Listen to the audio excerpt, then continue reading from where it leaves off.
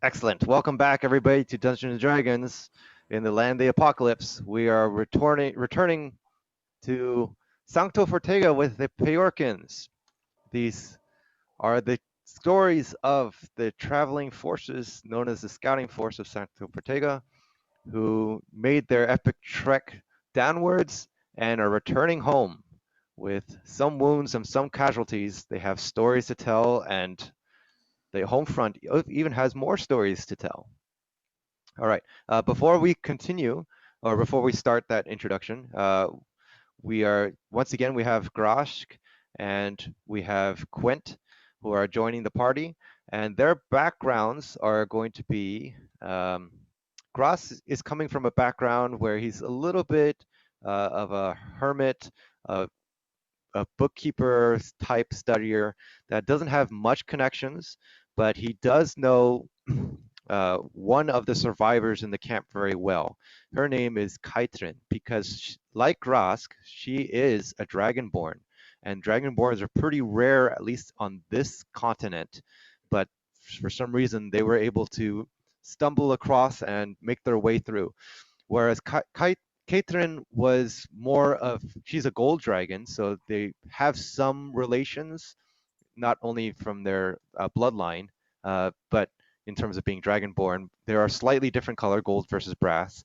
But Kaitrin is more invested into mining and the underground work development, and that's her major function in Sancto Fortega as a miner. Whereas Grask is much more of an arcane studier of magics. So they have some rapport. Quent, on the other hand, he's a noble paladin that has ventured off to the path of light in terms of healing energy and following the path of clerics in almost a religious sense. A lot of that hope and following fell apart with the coming of the apocalypse and the demons invading. So there's very little of that religious power available. However, from Quint's followings of medicine, he is familiar with actually not only the doctor known as Shraden, but also his sister named Shardia, who actually, instead of uh, being much of a healer, she is more of a healer of the soul, and she provides the entertainment for Sancto Fortega in terms of musicality and telling lore and whatnot. So, Quent, your contacts are Shraden and Shardia, and Grask, your contact is Kaitrin. Okay,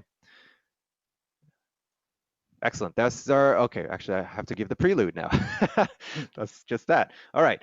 As you may recall from the last episode, which notes episode 12, it was a 3 to 4 day return back from the southern province of Orlan and that territory known as Kregior Fiefdom. I'll share that map. Sharing. Where the party did several attacks against the Sanguine Horn tribe and eventually made their way over to the host territory where they were thwarted and uh, some dismay happened in Enholm's watch. The party decided to retreat back hastily, and while they lost the hosts in their pursuit, the Sanguine Horns came back with a vengeance and sent most of their task force in the vicinity to try to ambush them at this cliffside point. And this is where Grash Quent and Lian is known as one of the most formidable archers in the community, were able to assist and thwart off the entire demon horde. You made your way. Yeah, I know it is nice. You made your way through the battle, and yes, unfortunately, one of the Salamals was slaughtered into the traps. After the scene was over, Ranas covered the tracks as the party moved away. Leanne questioned about Sophis, this owl that is generally hovering around Mira, for some reason. And the party defended Sophis, so she instead uh, directed the intention towards returning home, as there is a dire need for soldiers of your talent. And that's where we continue with our story. Uh, okay, great. Let's go and stop the share. All right, so everybody, you're going to have to mark off your rations that you're consuming, because this journey takes about 3 days to get back. With your mounts, you have to change because once again, your one of your Salmos was deceased, so you have to distribute the weight by switching shifts. Okay. Everyone's marking off 3 rations. I think we're at -1 then, right? Yeah, we're at -1. Yeah, we start eating our fingers. Yeah. Wow. Okay, so the other 2, or the other 3 of you, you can offer one of your rations to the party if you wish. Leanne will offer one of her rations. I approached Leanne and be like, "Thank you," and stared at her. She kind of like creeped out a little bit as the demon. Nobody really likes Mira in the camp unless it's her own contact, Lazavan, who's known her for quite some time. But she's still creeped out that this demon is working with them, as opposed to all the other demons that are literally the battlefield that try to eat you guys. She says, "You're welcome." She hands over the rations to you. All right. Whereas Ronis and JC's character, are you guys? Oh yeah, definitely. Can someone spare a ration? 2 rations, one for me and one for Mick. I think I can spare a ration, but I'm not sure if I did it wrong. Do you start with 10? Correct.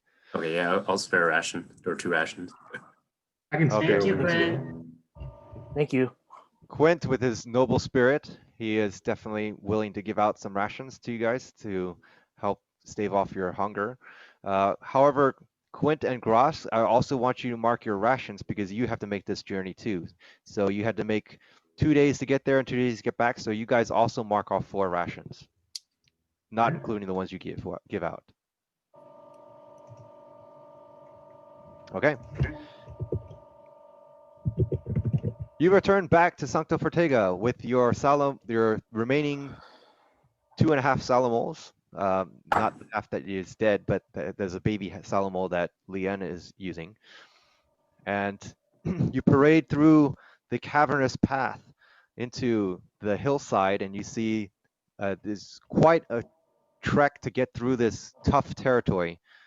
And eventually, there are some patrols about that flag you down, and there's smiles upon their face as they see you return. You enter this deep, dark cave. As you proceed through, there are some lights that are illuminating the groundwork, so to make way. The Salomos are the Salomo that remains is eager to return back. However, as you return, you see there seems to be a little bit less people that are moving around the town. You enter, it's not a town, it's the underground network that you have. All right. In Sancto Fortega, you go through the common grounds, this large area where most of the inhabitants dwell, and you notice it's less crowded. There is definitely people that are looking up to you. And you make your way straight to the hatchery where you deposit your beasts. The big orc that stands, he kind of flags you down with a small grimace on his face. Hey, you've made it back. Come on. You bring your Salomos over. Leanne dismounts, and the rest of you, he looks around. All right. Oh, where's Sally? You brought Igino, looking pretty scuffed up. Oh, poor guy. He puts his head. The Salomo licks his hand. he like wipes it on his face. He looks to you guys. Where's Sally?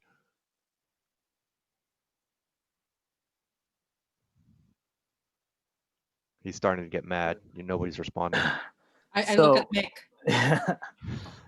so we have some bad news. It's dead, all right? It's dead. Mick is like, Mick gives this very stern All right, face. go for it.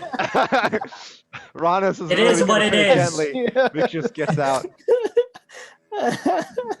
You see his anger turn to just a pure expression of sadness. You see his brow drops and he's got almost this tear in his eye. Did she at least fight valiantly? She Yeah, did. yes. Indeed, she was very. Yeah. Without her, helped we won't us. be here.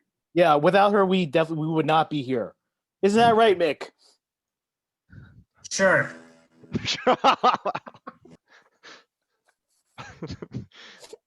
All right. He's not very intelligent to pick up on Mick's subtle cues, and he's going to embrace your stories. And there's another of the animal caretakers that gives a nod to Mogtruck rather, and he brings back Igino and moves the rest of the Salmos. It is the lady that approaches you, and she says, You've come back, and I believe the commander is wishing to speak with you. Immediately, Lien nods. Yes, we must report to Commander Rillawan at once. If there's no questions amongst each of you, I suggest that you proceed with me immediately. Follow. Okay. Yeah. I still want to know why there was a horde of demons chasing them, but I suppose we shall find out soon. Okay. Well, Grosh, you can definitely ask the party members that experienced that. Lien looks back. I'm quite curious myself. I think it's easier to just tell it once, since Yeah. we're going to make the same report to the captain anyway. Fair enough. All right. Make your way through the common grounds, and you enter this large area where you see the commander is standing off in the distance, and he's speaking quite sternly with a dwarf. Okay, you make your way forward, and the dwarf looks. They've returned, all right. I'm sure they have glorious stories for you, boss. Commander Llewellyn looks up. Welcome, scouts. I see. He surveys around you. Not flags down Lien. I'm glad you brought them back. However, their party looks incomplete. Where is Uriel? Uriel fought valiantly, and unfortunately, Who? Honest? she Okay. she fell. She perished. We don't exactly know what happened, but we tried waiting for her for like 30 seconds, but we really needed to get our bottoms out of that situation. He puts up his hand, and he looks across the room, and he speaks with a hushed tone. There is a better place to tell this story. Please follow me. His gaze averts to Avery, which is the shopkeeper supply manager. She's moving around and trying to console some people and marking some things down on her notepad. And as you may recall, Avery was close friends with Uriel, and we're moving away from that situation. You follow Commander Rillawan and Lien and the rest of your crew over to a new cove that has been dug out. You see there are these large pillars, and there's almost this kind of deadened sound as you enter this outcropping. There are some fine carved stone chairs that are made, and they're almost put into this barracks military debriefing room, if you will. And he gestures for you to take a seat. Now, as he calls out, your voice has been muted. And you hear, despite being a cave, there is no echo for some reason in this room. Please share your story with me. How did this transpire? How did we lose such a great warrior? Great. Okay. Well, technically we didn't know what happened, right? Because she was out of sight. Sorry. That's right. Tell it how it is. Right.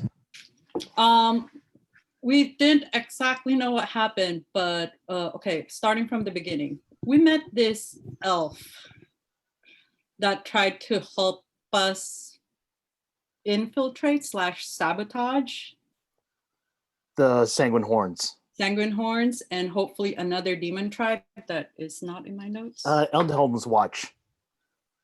All right, as you start mentioning this, there's a flutter underneath Mira's cloak as the bird's trying to get out. Mira, do you know You're anything? gonna know. Oh, you actually produce it out? Look, I made a friend. I'm dumb, remember? Yeah.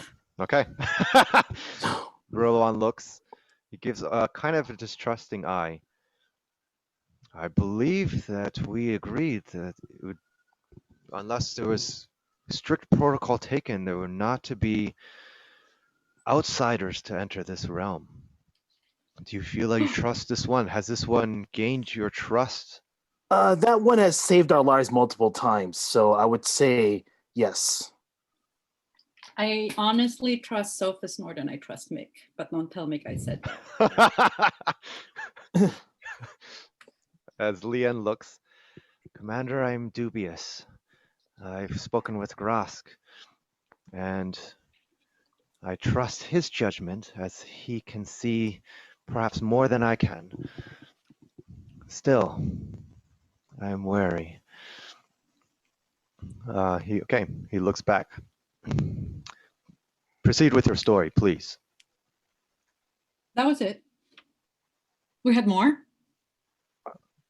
Looks over to Rana. Okay, so at first, there are two demon tribes out in that area. As far as we know, the Sanguine Horn and Eldenholm's Watch. Two demon both- tribes. Right. I'm not aware of this. I'm only familiar with the horned ones. Right. The bad news is that they're pretty strong in numbers. We killed And- General Sharkai. We did a lot of damage to at least the Sanguine Horn, but there may be more. The good news is that we found at least a way to hurt them both. Silver. You need to gather as much silver as possible and make it into weapons. Silver. Right. That is very helpful. And I'll here's some skin for you. I just dragged out some skin. He produced this. Now, This is hanging bloody, just all right. wad It's of dried skin. though. Dried blood. It's been a Yeah. couple of days. It's All right. it's definitely dried. You see the beard shards that are kind of like dangling and falling off at this point. He looks at it. Quite interesting. Mhm. But yes, I will definitely send out the word immediately to our troops to start scavenging Right. silver. There's more. There's a specific demon that's invulnerable to most metals. It's an armadillo cross turtle hybrid, and it spits acid. So I suggest we find maybe we find some bludgeoning instruments, or maybe make some weapons out of wood to attack that specific type of demon. This is odd, and you've encountered this type of demon creature. Yes, mostly with the Sanguine Horns. And wood Hey, is question. what you suggest, as opposed to It's- silver. Yeah, it's Right. But you gotta watch out because some of them can only be hurt by silver. Some of them Right. eat the silver. So Yeah. Maybe we could use a big heavy rock or something that had some success. But I'm not gonna mince words. It's not going to be easy. We just need as much silver and weapons as possible. All right. You There's- notice actually in the corner of your eye, he's kind of it's like side glances to somebody. There's a scribe that's writing very quickly about all the notes that you're producing. He says, "Page, yes, please take very thorough notes. We need to update our troops immediately." All right. So, as I said before, there were two demon tribes, and they are at least hostile to each other. So we could use that to our advantage, or at least stall some time. How do the demons become hostile to each other? I have no idea, but it's probably because they all look different, and just like as us human beings, we have certain prejudices towards each other because of our appearances. So apparently, does the demons. Interesting. At least that's my theory. I don't know. I haven't really talked to them because they would kill me if I tried. Do you have any more information? Mick, you've been quiet. Well, we may have a potential ally in what's her name again? The Vixen. Vixen. By she the told- way, just since I'm dumb, yeah, this is Vixen's. I'm I just don't- flat out telling them everything. so we Yeah. Oh, came across Interesting. this The scribe's one- writing still. this one she apparently she is an elf. Her name is Vixen, and she Natural has- 20. Wow. All right. As you mentioned that name, Leanne's ears perk up a little bit more. I once came across a tracker named Vixen. This is quite interesting. But carrying an owl, this is not a way of a hunter. Really, I wasn't aware. Vixen. Sorry, An I elf, could- you say? Right. Hmm. I can't exactly say I fully trust her, but The vixen Sure. I knew from the world that once was a fox. Was a fox that hunted and marked her preys very precisely. I was once her prey, but I barely escaped with my life. so Now, she's if you say Vixen lives, this is interesting, but how can she be an elf? Are you saying she's some kind of bounty hunter or something? What Wait. did you write? The one? Oh, sorry, I'm talking to Mick. Ah, you are. Okay, got it. I'm not gonna read the chat then. Oh, yeah, don't read the chat because I won't. needed to Okay, confirm you're whispering to something. Mick. That's fine. All right.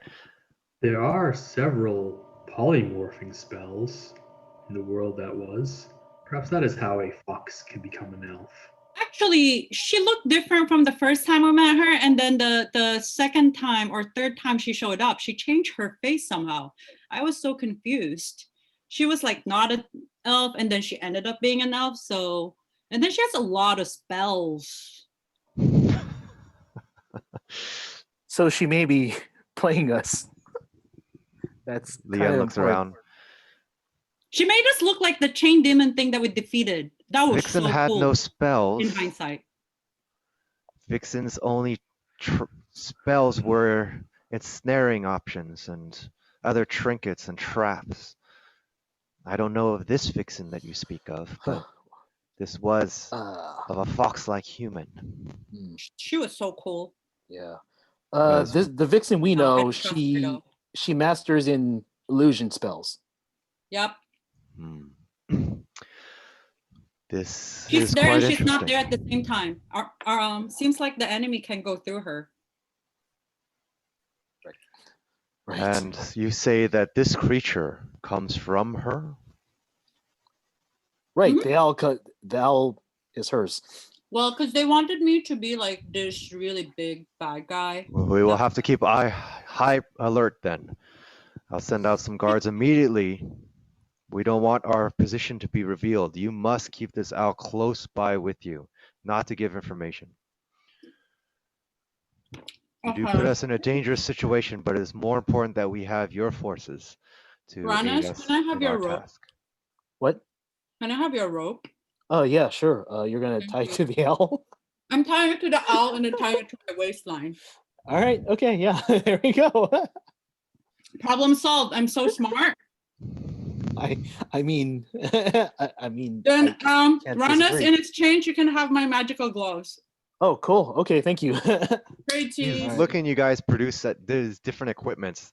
I don't recognize these materials that you are exchanging with each other. Oh yes, these we've got from the blob-like thingies at the Endholm's watch. I Well, have so no Victor doubt pretty that much told us to wreak havoc at this place where Uriel, we lost touch with Uriel. okay. So I we see there's managed much to- of this story that you have to reveal, Mhm. and I thank you for that debriefing. However, I just over the scribe page you may leave at this point. Boss. Oh wait, actually, Boss, there's I have one a more question. thing. Yeah, there's this like really big thing that ended up showing up. We don't know because it didn't look like either of the tribes, but it showed up. And I think it might be the one that kind of it killed a lot of the demons really easily. It's like one hit. It was so big and scary. That's why we were running like crazy and we couldn't wait for Uriel. So we are technically not sure if Uriel is dead, but we couldn't wait because if that thing reached us, we would have been. Hmm. That does. I don't know how to describe it though. Like it seems like nothing was A hurting, big giant walking toad. and it could fly. Hmm. I'm not familiar with these species. Looks over to Gross actually. Perhaps some of your arcane books may have had some revealings about this. Can I try and roll investigation on this to see if I can Yes, remember anything? you. Actually, I want you to roll a history check Okay. from some of the books in your findings. 13 plus 6 is 19. Wow, that's pretty good, but you just didn't make that full mark to get all information. You're familiar with, as they're describing this creature, a large toad-like structure and body, but bulking muscles. You're picturing in your mind, based on the size and its abilities, this must be the race of the Slod, which are known for these warlord reptilians that possess these strong powers, not only physically, but perhaps even magically. As they're describing this darkish tone slot with these other powerful magics, it's something that you have not come across in your findings. The description sounds like one of the Slod, I believe. Mm-hmm. Powerful toad things, but I've never heard of one so powerful. Perhaps it is a new kind. Perhaps it is merged with the demons. Oh. Perhaps it is devoured an artifact. Well, this slot is hostile towards everything, which We'll includes make a note of demons, that. but mostly includes us. I wonder. I hope this creature did not follow you. I hid my tracks at the very least. And you have done well your training has served you well, Ranas. Now, for my task for you. Now he nods to Paige, and Paige leaves the room. Sancto Fortega has not been removed from the direness of our situation. While you have left, there has been some good news and some bad news. Which do you prefer first? Let's go with the bad news first. Yes. Let's get this over with. There has been a plague that has taken over some of our citizens. We have lost several in our colony, including a chef, a gardener, a teacher, a couple of miners, and even a child. This disease has not stopped, and it is rampant throughout some of our colonists. We've quarantined them out. They are bedridden with this sickness, and they're not recovering.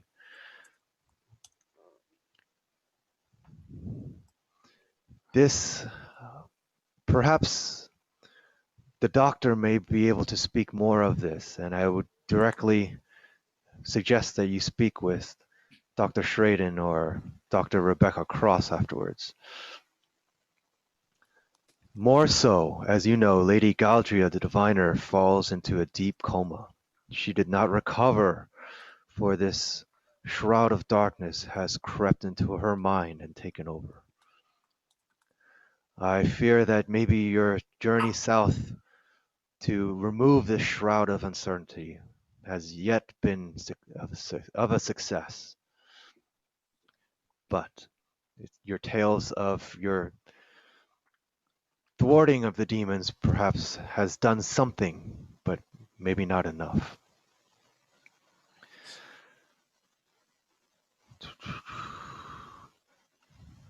Okay, this is the bad news that I present to you. The good news, we have excavated through some of the mines and we've expanded some of our territory, producing northwards. That also becomes bad news. Yeah, gives kind of a That's not fair. Yeah. No, not completely bad. First, you see, we've excavated some of the mines and we've identified this mineral that seems quite an interesting aspect. We have also obtained some silvered mines. So, with your knowledge about these silvered weapons, we'll be easily able to equip our troops with, as I was speaking with Begrin right before this. He is making the silver weapons as we speak. This sickness seems to have come from the mycelium. As you may know, the mycelium is this harvesting patch next to Eldas Blessing, this life stream river. There's a small outcropping where we raise our crops of mostly mushrooms. However, as we notice, many of the gardeners have fallen ill, and those that were close to them also have this illness. Again, speak with a doctor for finding more information about this, but we have closed off the mycelium at this time, and now our colony is running short, very short on supplies. We need to find out the root of this sickness and stop it. That way we can replenish our rations and feed our colonists before we all die of starvation. The cave to the north has been sealed off as we've seen some unusual energy that's coming. You may speak with the Abjur Lazavan or Inanu, for they may have more information about this. Since then, we've noticed that the illness has not spread throughout the colony, but those who are sick remain sick. This is my task I have of you. I wish for each of you to stay in Sancto Fortega and resolve this, and then we can continue our other tasks of dealing with the south demons, as you mentioned. Lady Leon, you should go with them. I have other tasks to handle at this time. She gives a nod. It'll be my pleasure to serve. You are dismissed. You may find me in the common grounds. I'm speaking with Avery to massage the ill news of her late friend. All right, you are directed out back into the common grounds. So before I go with the group, I stayed for a little bit and showed to make sure that nobody sees me first. I showed the person the small jade ring and the medium hefty ring that I found on the crates from the other the dungeon. Yeah. Asked, is this two rings familiar? You asked the commander that? Yes. Okay, so as everyone's kind of making their way out, you kind of pull the commander to the side. I want you to make a stealth check.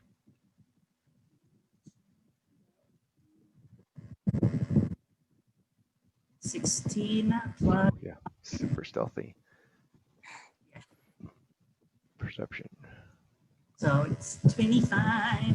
25, yeah, you beat her 13. So Leon is a little bit dubious based on Mira's poking at you, saying about trust, and she's keeping an eye out on each of you.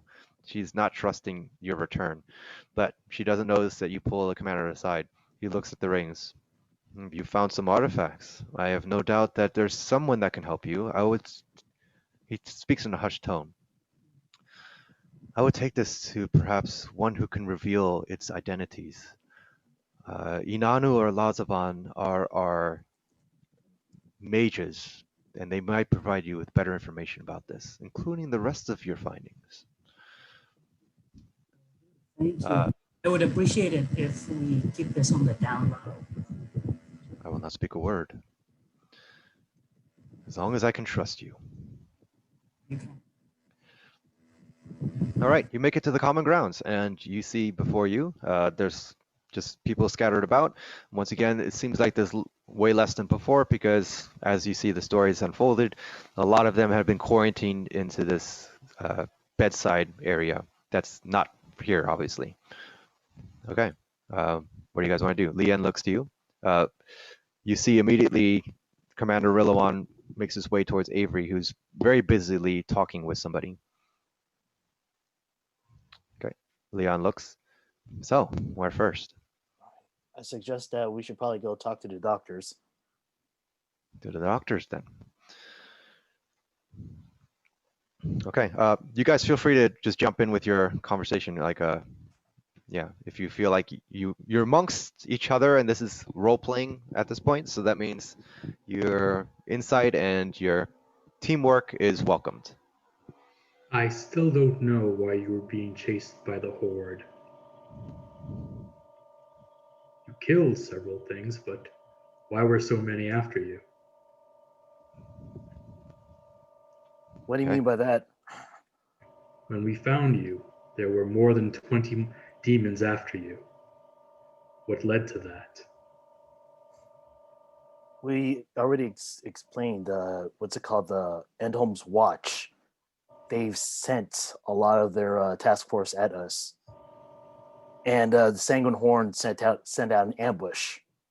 Fortunately, we were able to chase off the. I mean, we were able to chase off the Endholm's Watch, but the Sanguine Horn, they kept following us, which All led right. to that situation. Leon is trying to make a history check on that. Her history sucks. Nope. She just hears the information and it goes. She's not paying attention that much. She directs you to another cave that moves to a little bit to the east and north, and you see there is a doctor that's a lady doctor that's standing before a patient, and they have some battle wounds and nothing that suggests of this illness that you think. Okay, here's one doctor. Perhaps you want to speak with her. Sure. Okay. You guys approach. She just patches up the wound and cleaning off, and the sentry gives his thanks and he lays back down. Yes, do take care of that. You will have to rest it for at least a couple of hours for the medicine to seep in. And she looks up. She looks around. More soldiers to patch up, no doubt. She looks at you, but you look quite patched up. So why are you here? We're inquiring about more information about this disease that's going on. Oh, okay. Well, Oh, are you Dr. Schraden or Rebecca Cross? I am Dr. Rebecca Cross. And yes, as you may recall, Schraden is a male, and he is the head doctor He's probably sorry. attending the yeah. No worries. I see that you may have taken some lacerations to your head. She notices a little bit of a scar based on the one time that you almost fell and died. You might want to see to that, if you can't tell if I'm a woman. Regardless, enough about quips. Yes, I've noticed that. She looks about and she sees. I look. She's actually assessing each of you, and she's saying, "I don't see any traces of the illness upon you," Mhm. which is interesting news. You We are the just came back. scouts. We just came back, and from what I know, it's the sickness is related to the mycelium. Yes, and that is why Inanu quarantined that whole area. Now, in my findings, I'm a bit curious of a doctor, and I have investigated some of the corpse of those who have fallen. I particularly noticed. She's gonna make a medicine check really quick. What did she notice? Ah, excellent. She noticed very well. I noticed in my findings that there are this weird powder, this structure, almost a composite material that's black ash that covers bits and pieces of the body. It's not easily revealed unless you were looking for it. I have dissected some of these bodies and done an autopsy to identify that, oddly enough, their aorta and their large valves towards the heart have been punctured. How? I can't describe it. It doesn't make sense. There are no lacerations, there's no stabbing wounds, just parts of their heart have literally disintegrated. Oh. And this powder is not, as I see, not on me, not on you, not on the soldier that is laying before me. So, I've done some findings, and as I move closer to the mycelium, I notice there are hints of this powder that layer across the cavern walls. I can't. I've never seen this powder before, so if you're finding that this ash is around, I think this might be towards the path of where this disease is arriving from. But why is their hearts being punctured? I don't understand. Okay. So And we have some of the powder. Yes, I don't have any here with me. I don't want to risk coming through that illness. But yes, if you head towards the mycelium, you can definitely grab some. so Uh, it's I'm She takes thinking out maybe a magnifying glass. It becomes a little bit of a trinket, and she produces a vial. You may want to. She gives it to Grashk and says, "Here, with Q-tie, you can definitely grab some, and I would be careful not to sprinkle any on yourself, for I don't know its full ailments and what can actually do." so Thank you. so from what I'm understanding, the victims breathed in this powder, and this powder wasn't there before. It was almost as it was placed there, right? I'm not sure of that. You may want to speak with the abjurers that decided to bring up the shield. Right. But yes, the powders were never here before, to my knowledge. Do you know if it spreads after the death of the individual? Indeed, it does not, which is good.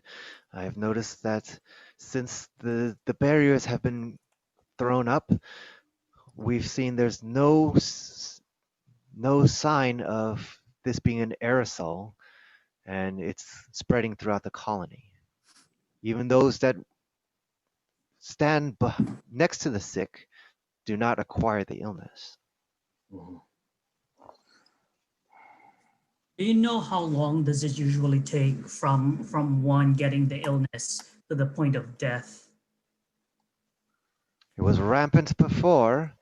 Some of the youngest one died within a couple of days. For those who are sick now, I have seen that their symptoms slightly diminish, but no, they are not succumbing to this illness. And it's easily been 4 days since then, so no, I don't exactly know how long the onset takes. 4 days since they were discovered ill, or 4 Correct. days since the start of the epidemic? 4 days since first onset.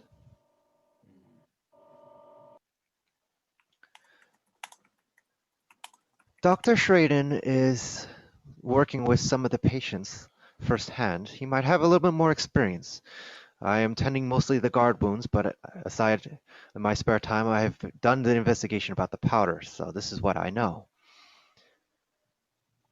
Is there anything else you need of me? Anything else, guys? What do the symptoms look like before they die? You said when they die, their heart is punctured, but before that, Just shortness of breath, wheezing, coughing. Nothing that describes from an unusual illness, but I definitely sense a sense of lethargy and loss of appetite.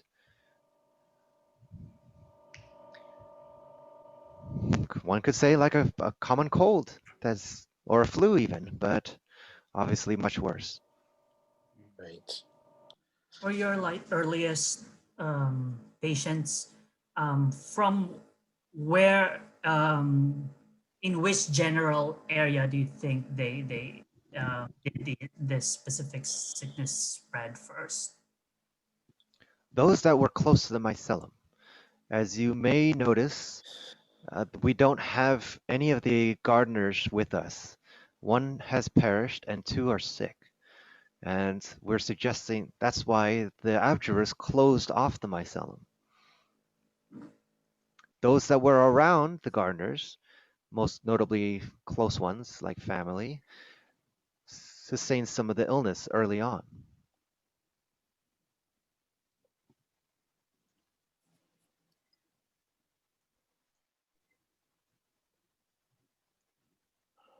and we haven't seen it spread from them to their caretakers.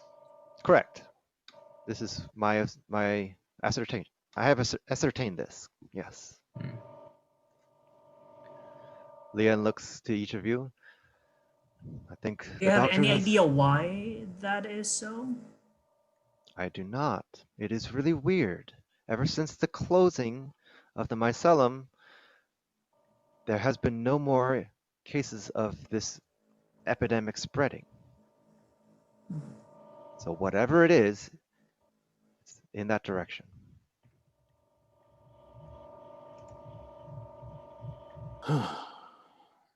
Leon looks around. It sounds like we're going to have to head off into the mycelium. Yeah, it looks like. Okay. Cool. Anything anywhere else you guys want to go? By the way, one more question. Is there a specific race, like for example, a demon or an orc, where this specific sickness is more vulnerable or less vulnerable, or is it just general? It's hard to tell. We've seen the disease is not biased based on race. But of course, I can't tell because I can't inoculate others. For example, I don't know if you want to be susceptible to seeing if it actually will take you under or not, but yes.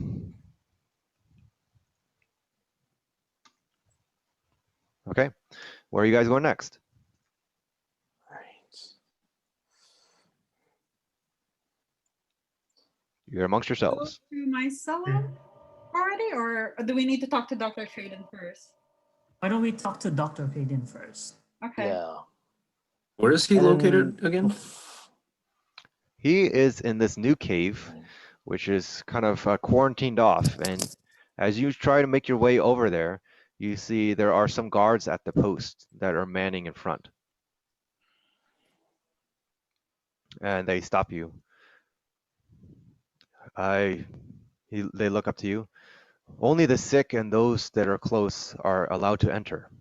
What is what business do you have here? To talk with Dr. Schraden. I can summon the doctor out if that is necessary. Please do. We were sent here by the commander, so please make sure this is urgent.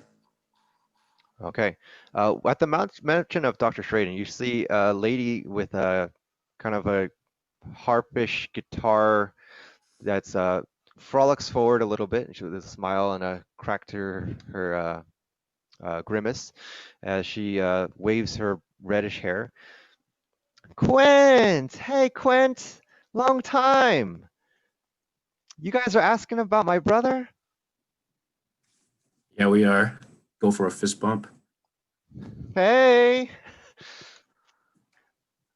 I guess you've heard about this disease that's going around. I'm trying to lift people's hearts, but it's a very, morose time. So even I feel just a melancholy tune coming to my heart as she strums her instrument. Leanne looks over. Quint, we don't have time for this. I guess we should probably move on and talk to Doctor. Charlotte just has a frown on her face. Aw. All right, she leaves you, and takes about a couple minutes. The doctor comes out. He has this mask on, appropriate for our times, and he brings it down. Soldiers, you have my attention.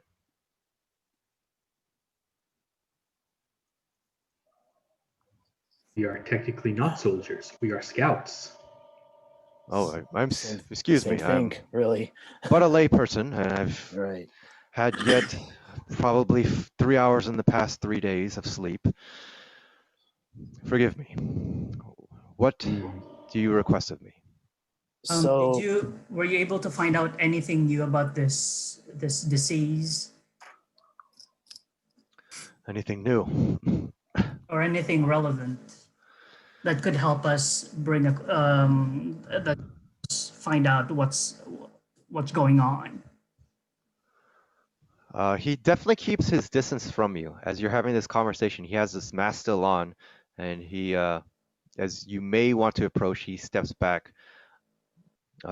Nothing new, but I myself have some sense of this illness taking me.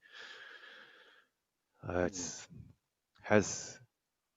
was weak in the beginning, and it's still weak now. I'm doing my best, and that's why I'm quarantining myself along with the sick.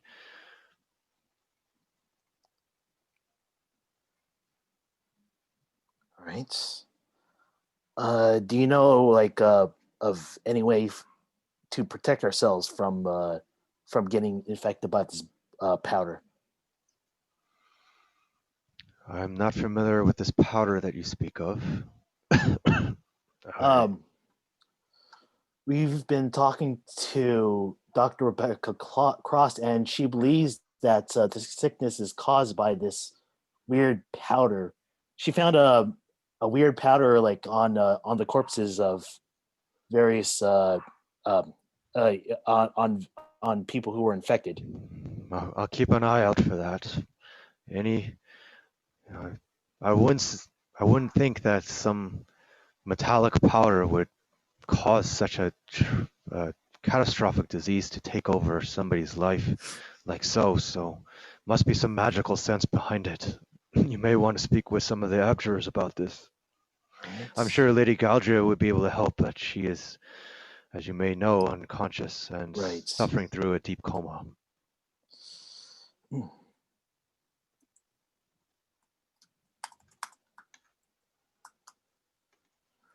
right. What? So, Sorry, Mark, go ahead. oh no, go ahead. What are you doing with the bodies? We have them into. He's looking a little bit lightheaded, but as he's trying to focus on the conversation, they've been taken to an outcropping that we've made for a funeral pyre. We haven't lit their corpses yet, but we've buried them deep under the ground. Not burning. Hmm. Okay. Anything else, you guys? Do you have anything with you to stop the spread of the virus or the disease? It seems that this disease is not spreading as long as we're taking cautious protocols to keep distance from those that are healthy. There have been a few that have snuck through the guards, most namely Jozor, that brat kid, but he was so struck with grief after the loss of his mother. He was hoping that she would have survived from this disease. He has not fallen upon this illness, despite being in close proximity with those with the illness. So no need to keep 6 feet nor wear masks. I'm taking safety precautions for this for your own sake, but it seems like it's not the case. Okay. Where is this kid now? I don't know where Jozor is now. He's probably crying in a corner. But I'm sure you can ask around the rest of the citizens and they can direct you. Okay. Anything else, you guys? All right, with that, I will tend to my duties. I wish you much success on your journey to resolve this.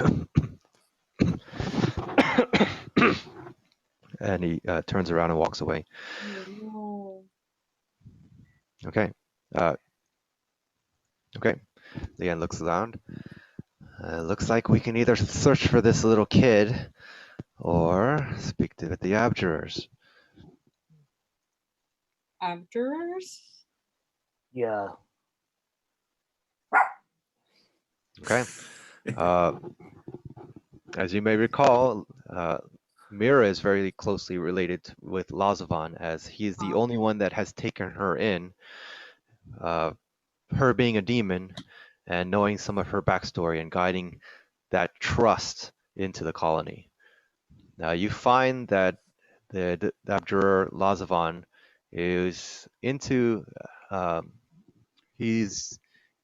as you look around the colony, you see him leaving the magma chamber and coming into the common grounds with a kind of a book at his side that he's casually perusing. Lazavan. His eyes perk up. Huh. Oh, well, there she is, Mira. He closets the book, puts it to his side. Welcome back to Sancto Fortega. How fare you? It was fun and scary at the same time. Fun and scary. You must tell me of these tales. But as you know, we are in interesting times here in this colony. You have no doubt that you have some tales to tell. If you want to be brief, you may. You have my audience. Unfortunately, we don't have time right now. We're hoping to figure out more stuff about this illness and was hoping you could tell us more. And yes, I may. I closed the mycelium and noticed there has been a significant positive impact on the colony. The mycelium is to the north, and after some of the excavations that have been done under Kaitrin and her crew, we've noticed that this illness has proliferated quickly. I made the assessment with Inanu, and we closed the northern entrance. Hmm. I sense there's some new artifacts about you. Yep, He's- I was just about to ask you to look at them. My senses tell true. He gives a smile. It looks like I'm not faded with the. And I have a Uh, pet. Oh, do you? A charming animal. Very What's useful. what's his name? Sophus. Sophus, say hi. Woo, woo, You can woo. speak. Gives a hoot. Perky little creature. I don't know how to fare in the caves. Perhaps his dark vision may give you light, but I have dark vision too, I think. indeed you do. Do you wish for me to identify any of these artifacts Yes, that you may have please. found? I bring out the dagger and the glaive. And Ronas, Take out his huge glaive. Ronas, do you want to show the gloves as well? By the way, yeah, sure, yeah. change The your name. gloves. Just noticed that you didn't change your name ever. Huh? That's Oh, all good. All right. All right. So any of you that wanted to produce any of the items, he is casting these quick spells and able to discern what, if anything, there are magical properties.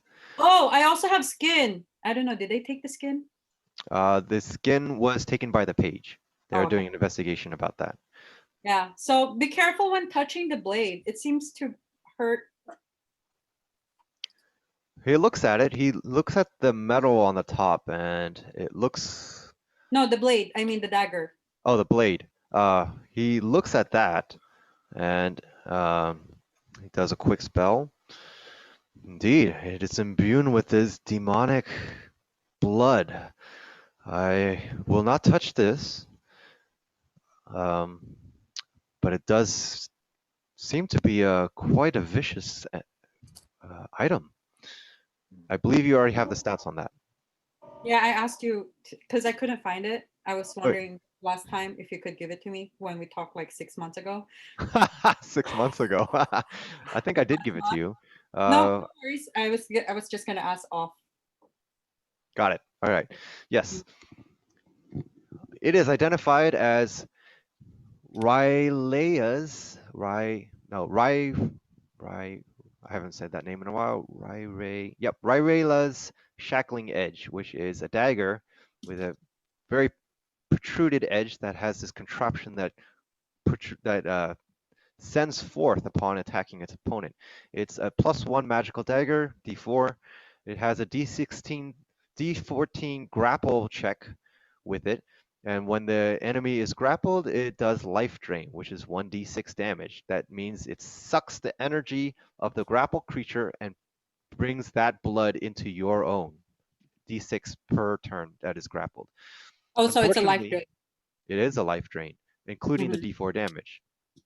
Unfortunately, because it's imbued with this demonic entity, anyone that wears it that's not demon will take a d6 points of damage per turn, as it is life draining your own life. Oh, actually, that's 1d4 rather You than said d6. 1d4 for the attack part, and the grapple check when success is 1d6 damage. That's right. It Or is also it 1d4? does -1 wisdom to the holder, but +1 charisma. Can we swap Okay. it? Can we swap it? Can you what? Can You we cannot swap it. Damn it. Okay. All right. Any other items? He has The this kind glaive. of glow as this orb of knowledge that's before him. Both Mick and I have this glaive. I'm not sure if it's identical. Okay. As he tries to channel the energy, it's ricocheting off. You see some sparks come out. These appear to be demonic weapons. I cannot identify their properties at this time. It would take more time for me to break down this substance and delve in deeper. You can leave them with me if you wish. Will you have any use for this shackling edge? Do you want to buy it off me? I do not. I do not have the demon blood flowing through my veins, and I fear for my own I'll offer well-being. it to some demons that we meet. Okay. Okay. Anything else you want to identify? Yeah, The gloves. the gloves and the rope. Yeah. Excellent. All right. Let's see. All right. He identifies the gloves first. He looks at them, hovers them in the air, and you see immediately these fins just flop out. And then also the fingertips take these large grooves. My, what an interesting artifact you've recovered. You see, while wearing these gloves are actually will aid you with climbing and swimming. How interesting. As he's kind of turning around the gloves, you see the fins that are protruding out. You will gain a +5 bonus to your athletics check when you're making climb or swim checks. That's what these gloves do. Right. You got that, Mark? I got it. Yeah. Okay. He releases that, and the gloves gently press down. He protrudes up the rope, and you see as he speaks a word, the rope actually stands upwards vertical, and he says another word. Interesting. Knot. And at that, the rope actually takes into these every about 5 feet. You see these large knots automatically tie themselves together. This you possess is a magical rope. It's a rope of climbing. He releases it and expands it outwards. You see the whole rope in distance has this 60-foot length. And upon speaking to the rope animates as he's demonstrated. As a bonus action, you can command the rope and the other end will move as he's done so. You see, he makes the rope move on a word, and without magic, the rope moves by itself. All right. You can also tell the rope to make knots or unknots. Whenever you make knots, every foot distance, there becomes these hard knots that you're able to assist with your climbing. This means it shortens the rope length to 50 feet. However, when you're using it to climb, you'll have advantage on your checks to climb when it's in this knot state. The rope is hardy. It's made of this fine silk magical material. When you're carrying it, it only weighs 3 pounds. As he ties a rope to a rock and he makes a command, he noticed the whole rock moves and lifts up. This huge rock is probably close to half a ton, and you see the rope lifted up in the air and it drops to the ground. Quite interesting. The rope can hold up to 3,000 pounds of weight. Ranas, do you agree to kind of just trade? Do you want the gloves or do you want the rope? I think the gloves will probably help me out since I'm kind of low in athletics. I think I can fly now. If I tied it to Sophis, can I fly? Oh my lord. All right. As the rope has AC of 20 and has 20 hit points. If the rope ever suffers 20 hit points, it becomes frail and destroyed. Does carrying me kill its hit points? No. Okay. But yes, it would be able to carry your whole party. Oh, whatever. No, it would not, because it'd be the bird's strength that would have to carry you. So you risk the bird being able to carry you, not the rope. That's the difference. Pretty much you need a dragon. Not Groshk. I cannot fly. Yeah, there you go. As you try to point, your mirror's trying to think, ooh, I need a bigger wing creature. He looks at Groshk. Do you have anything that makes a bird big?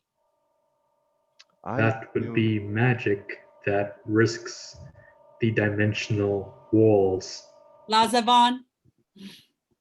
I do not at this time. Find more artifacts, and perhaps I can identify them for you, and use that to aid your quest. Anybody else? Right. Can you examine her slave bird? You want me to examine this creature? Okay. He looks over. Wow, that's interesting. Mira, he's sending this energy over to Sophis. The bird flaps its wings back. They're there. I All right. calm The bird is going to make a resistance check. Can I try animal handling? You can. Can I assist Sophus? Not Sophus. Lazafon. Uh,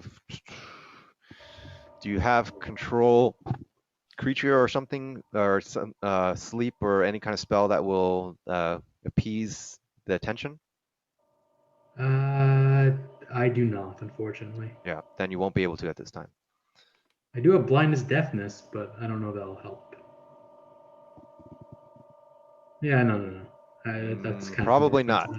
It's more, well, maybe it would. With blindness, you could try to do that if you wish. I don't know. I don't know what your attempt is. I'm trying to help Lazavan already by calming the bird down. Oh, you are. Well, the bird's resisting. Lazavan is my best buddy. That's right, Yes, but the I bird's trust him. resisting. Yeah, that's why I'm animal handling, calming him down. So I don't know what the point is. I have 16. Okay, that's pretty good. The bird's going to roll resistance. Unfortunately, it's not strong enough to fight off as Please be gentle, Lazavan. he peers. Yes, you see the magic kind of peer into the bird's eyes. You notice the owl has this underneath its pupils. It has almost a lavenderish purple hint to its. Oh, I think Vixen's eyes are that color. I don't know about that, but yes, there's something along those lines. Can you help us? Can you help us unpossess my bird? Or He's my analyzing the creature. He's going to make a check. Not bad. I have to make. can I okay. assist him again or no? Oh wow! Actually, his magic is going to be good enough. Okay, cool. As he pulls back, and he immediately he feels this kind of head injury. Ah, Oh no. this creature is indeed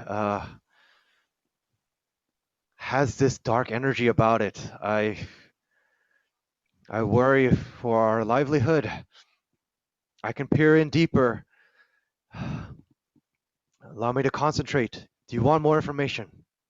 I trust you so much that I'm leaving Sophis with you if you feel safe enough. Can you help dispel this darkness? I cannot promise you this, but I can certainly try. Please don't kill him. Do you wish to leave But I Sophis with him? understand.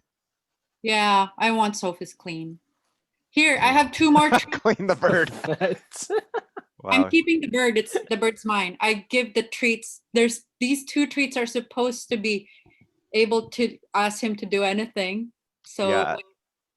The I bird is actually very angry. You can sense its agitation at this point. It's trying to squirm out from you.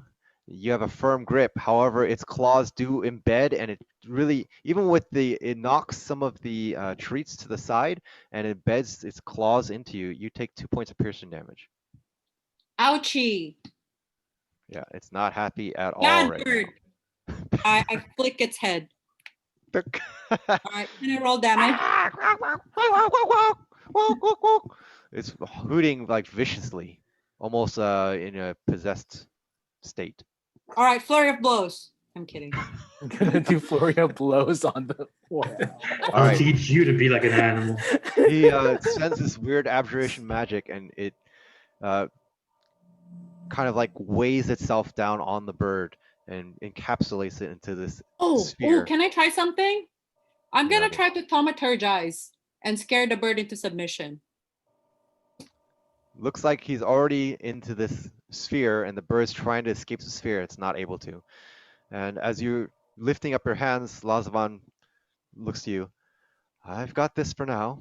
Mira, Okay. you trust me? Of course, always. Always. I will handle this creature the best of my ability. I can't guarantee its well-being, but you will have information in time.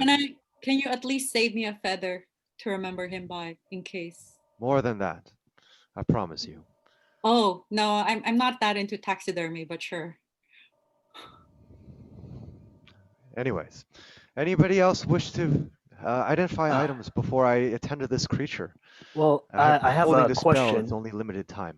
I have a big question. We're planning to go to the mycelium to find out more about the disease and maybe like get a sample. Do you know of any way that we could prevent ourselves from catching the disease? Are you? This is too much for me to handle right now. I need for you to direct to Inanu. She is investigating at the mycelium. You'll be All perfect right. on the way. Please. Okay. Thank you You so can see he's much. struggling right now as he's trying to maintain the birds, almost fighting off his magic. But Will leaving you with the rope help you to tie no, him down? Okay, all right, cool. I'll keep. leaving me till I can concentrate will help. Oh, sorry, Alright, DMJ. okay. This is a side question. Do we still have the lantern? You do. You didn't ask about it. Yeah. Oh, we have a lantern too, Lazavan. Maybe it'll help you. Don't you can burn him with it or something. Bye. He looks to the lantern. Speak. Don't trouble me. Leave. He doesn't I'll want the leave it lantern. here in case you have time. I put the Leon lantern. looks at the lantern. Another artifact. Let's speak to the other Abjure. Abjurer. Yes. Let's speak to the other Abjurer about this. Okay. What's the name again? Ilanis? Inanu. Inanu, correct. Nanu. Okay. And You guys she is start in the making- mycelium. Yeah. She is. You make your way. Okay. Sharing the map.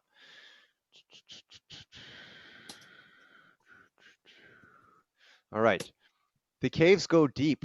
Sancto Fetega goes north more and more. And it's quite a journey to walk this path. Go ahead. Then we must have some rations. I know we're short. Is there any way we can at least have like a day or two of rations? Leon looks about. I have enough rations to sustain us for a day's worth of journey. Okay, thank you. Okay, yeah. Let's do She it. gives one to each of you that need it. Mhm. Go ahead and mark those rations, everybody. Thank you. It's a long cavernous path.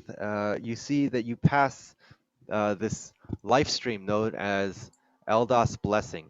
This is the large pool that has provided you or provided the colony a means of survival during this time, where you have a pristine water source that is giving, overall nourishment from food, raising crops, to actually just drinking the water straight.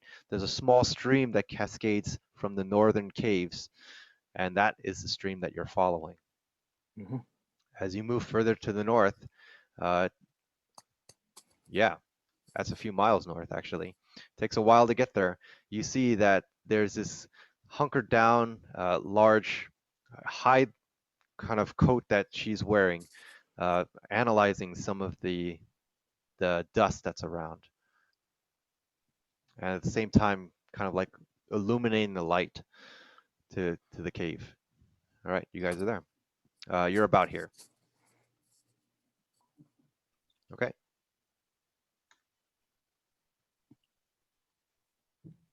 Leon looks up. I don't know Inanu very well, but I believe might be her. Right. So, hello? She looks back. You see this almost tribal looking type of person, definitely orcish in tone of flesh. Slightly, I mean, it looks pretty dark from the caves, but her tone is darker and more of a moss green than mixed skin tone. She looks up. She she looks back down and grabs some stuff and comes back. She stands pretty tall, maybe close to 6'2", and has this large ceremonial robe that she wears. She is producing some kind of magic entity around her. What brings you here? Yes, we're here by by the call of Commander Willoughby to learn more about this disease so that we may stop it. Leon jabs you in the side. Rillawan. Willowan. How embarrassing, she says. All right. As Inano looks up, I do not associate myself with the soldiers. You are looking to enter the mycelium, I see. Yeah, maybe we could get a sample or learn more about the origin of this powder that is apparently causing a disease. I have studied this ashen substance. It appears to be volcanic material like similar to obsidian.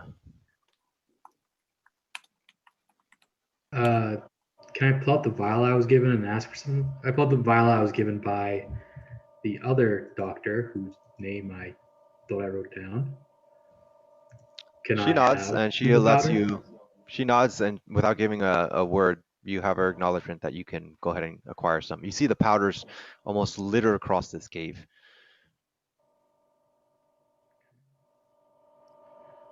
So I take out something from my alchemist pouch, like Q-tip, or so I don't have to touch it directly, and I try to pick up some and pour it into the vial.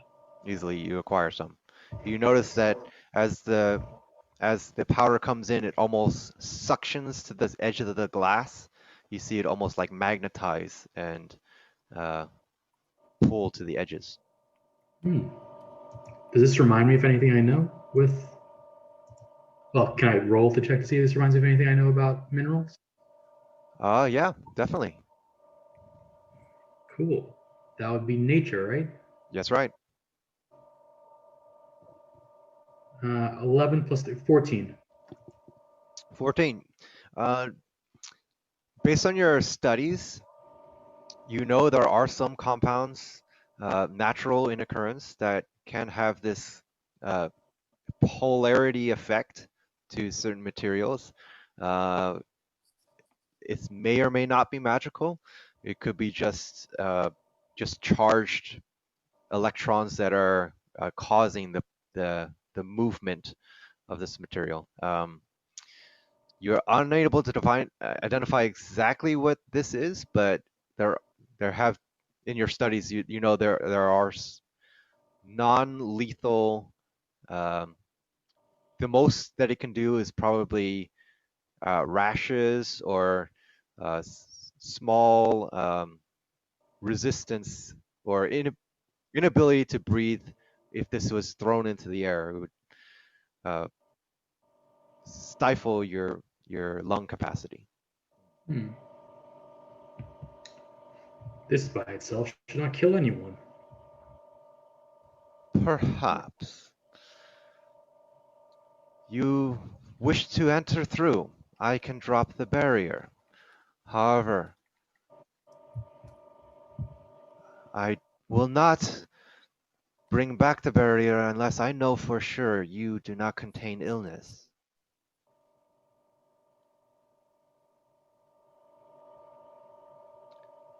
Leon looks. Do we need anything from this abjurer? Is there like any like what's it called clothing that we could use to like protect ourselves from, or like a mask or something to protect ourselves from getting sick? You look about her, and she's not wearing anything, and she's surrounded by this ash stuff. And she looks up to you. We do not know why illness occurs. I cannot help you more than this. You have. Okay, Mira's looking up. Did we check the lantern yet? I'm You did sorry, not. Jax is being an ass, so I need Did to not. go get- Okay, Mira, you produce a lantern. All right. Can you please check this for us? As you bring that out, you notice her brow furrows a very thick eyebrow, and her tattoo lights up on the left side of her face, and she casts her gaze into it. Yeah, actually, you see a poof of smoke, and you see the lantern come alive for a moment, and around you, the light scatters across the dark cave, and you see the cave light up. There's shards of silverish kind of streams of the vines or veins of metal that are embedded in the cave. But more than this, you see these little. Okay, actually, everybody make a perception check. Okay.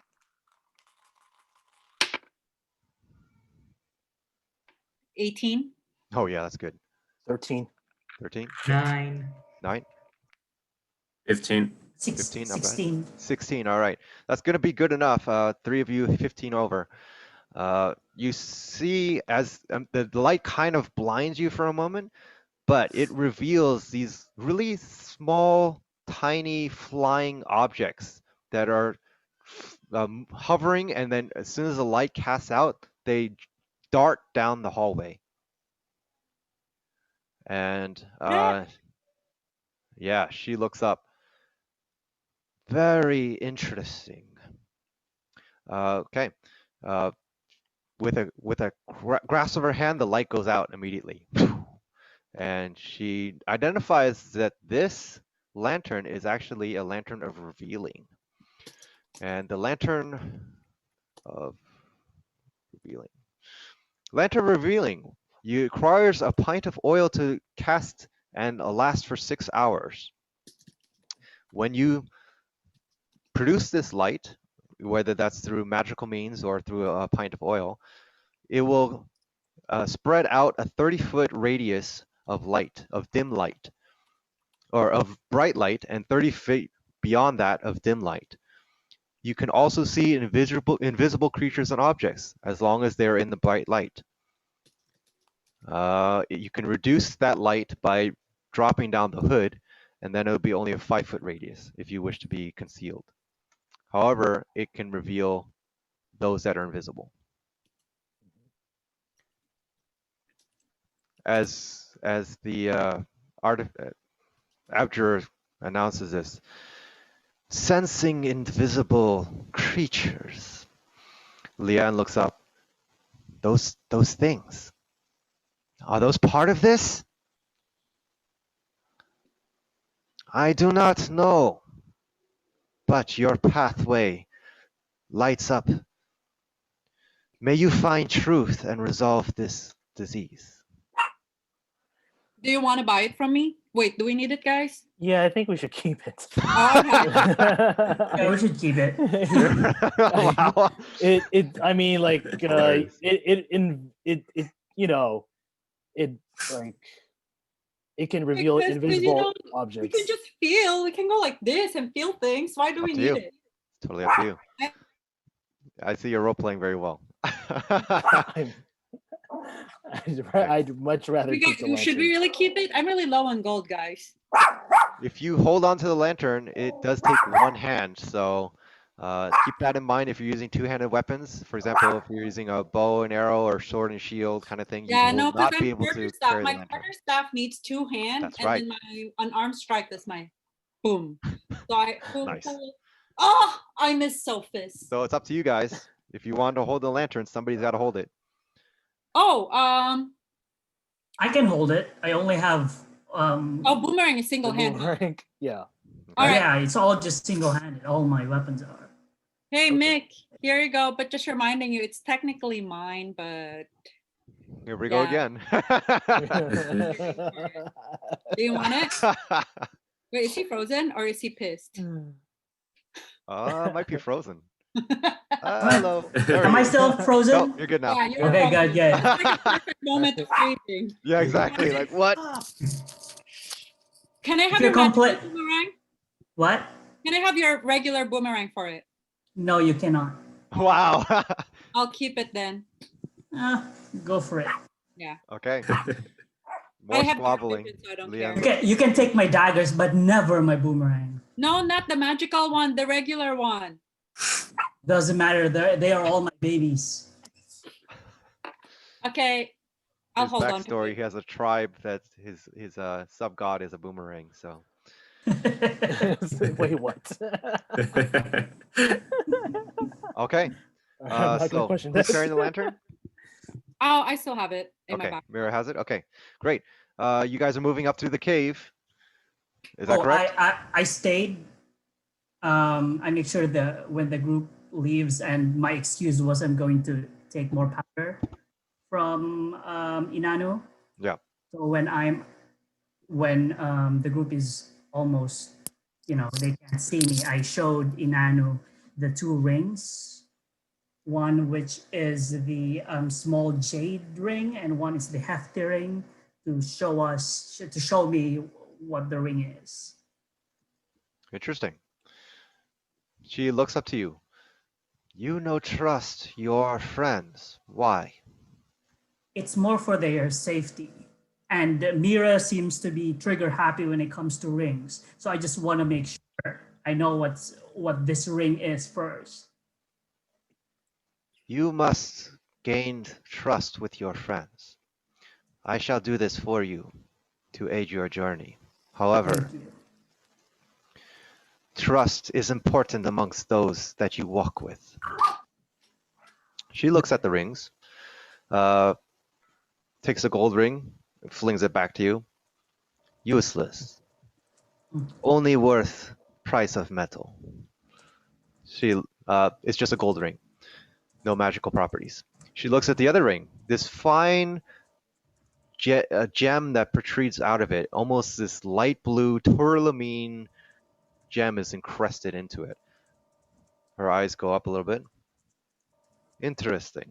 Gives it back to you instead of flinging it. Acid resistance. Serve you well. This gem will give you acid resistance. This ring, rather. Oh, awesome. That Thank means you. anytime you take acid damage, you take half. Oh, awesome. That would have been super useful before.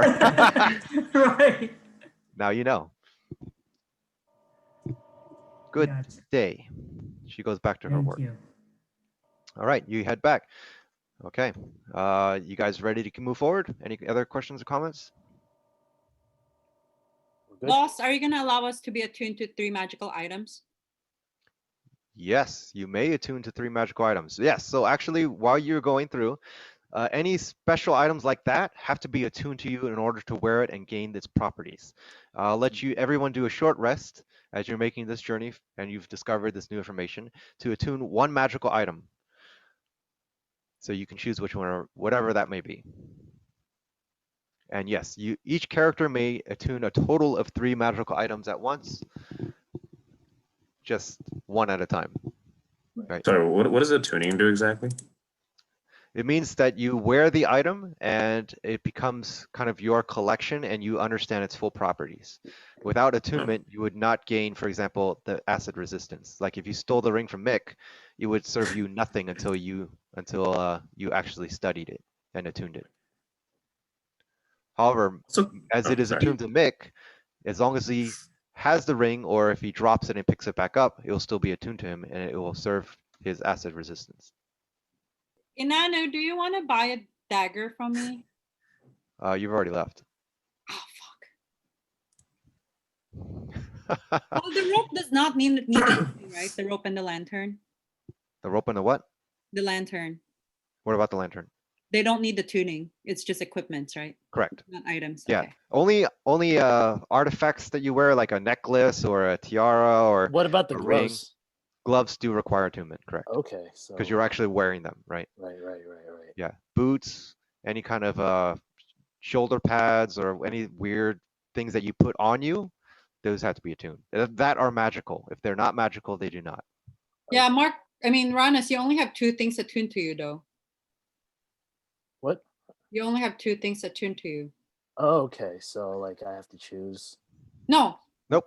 The armor was already attuned. Oh yeah, right. So you don't need to re-attune that. So I'm just saying the gloves right. need your second We attunement. proceed as long as you're good to go. Everyone's attuned 1 item. You can do a short rest if you have to heal more hit points. Use your hit dice if you wish.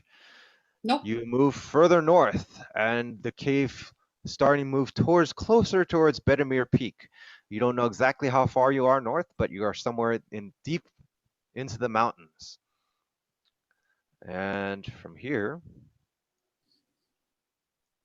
you find yourselves surrounded in this cave where there are these veins that litter the cave walls. The powder is definitely prolific through the floors, and there are these, there's this large barrier that's in front of you. It's pretty dark, so if you guys do not have night vision, or dark vision rather, or at least dim light vision, it's almost impossible to see. Oh well.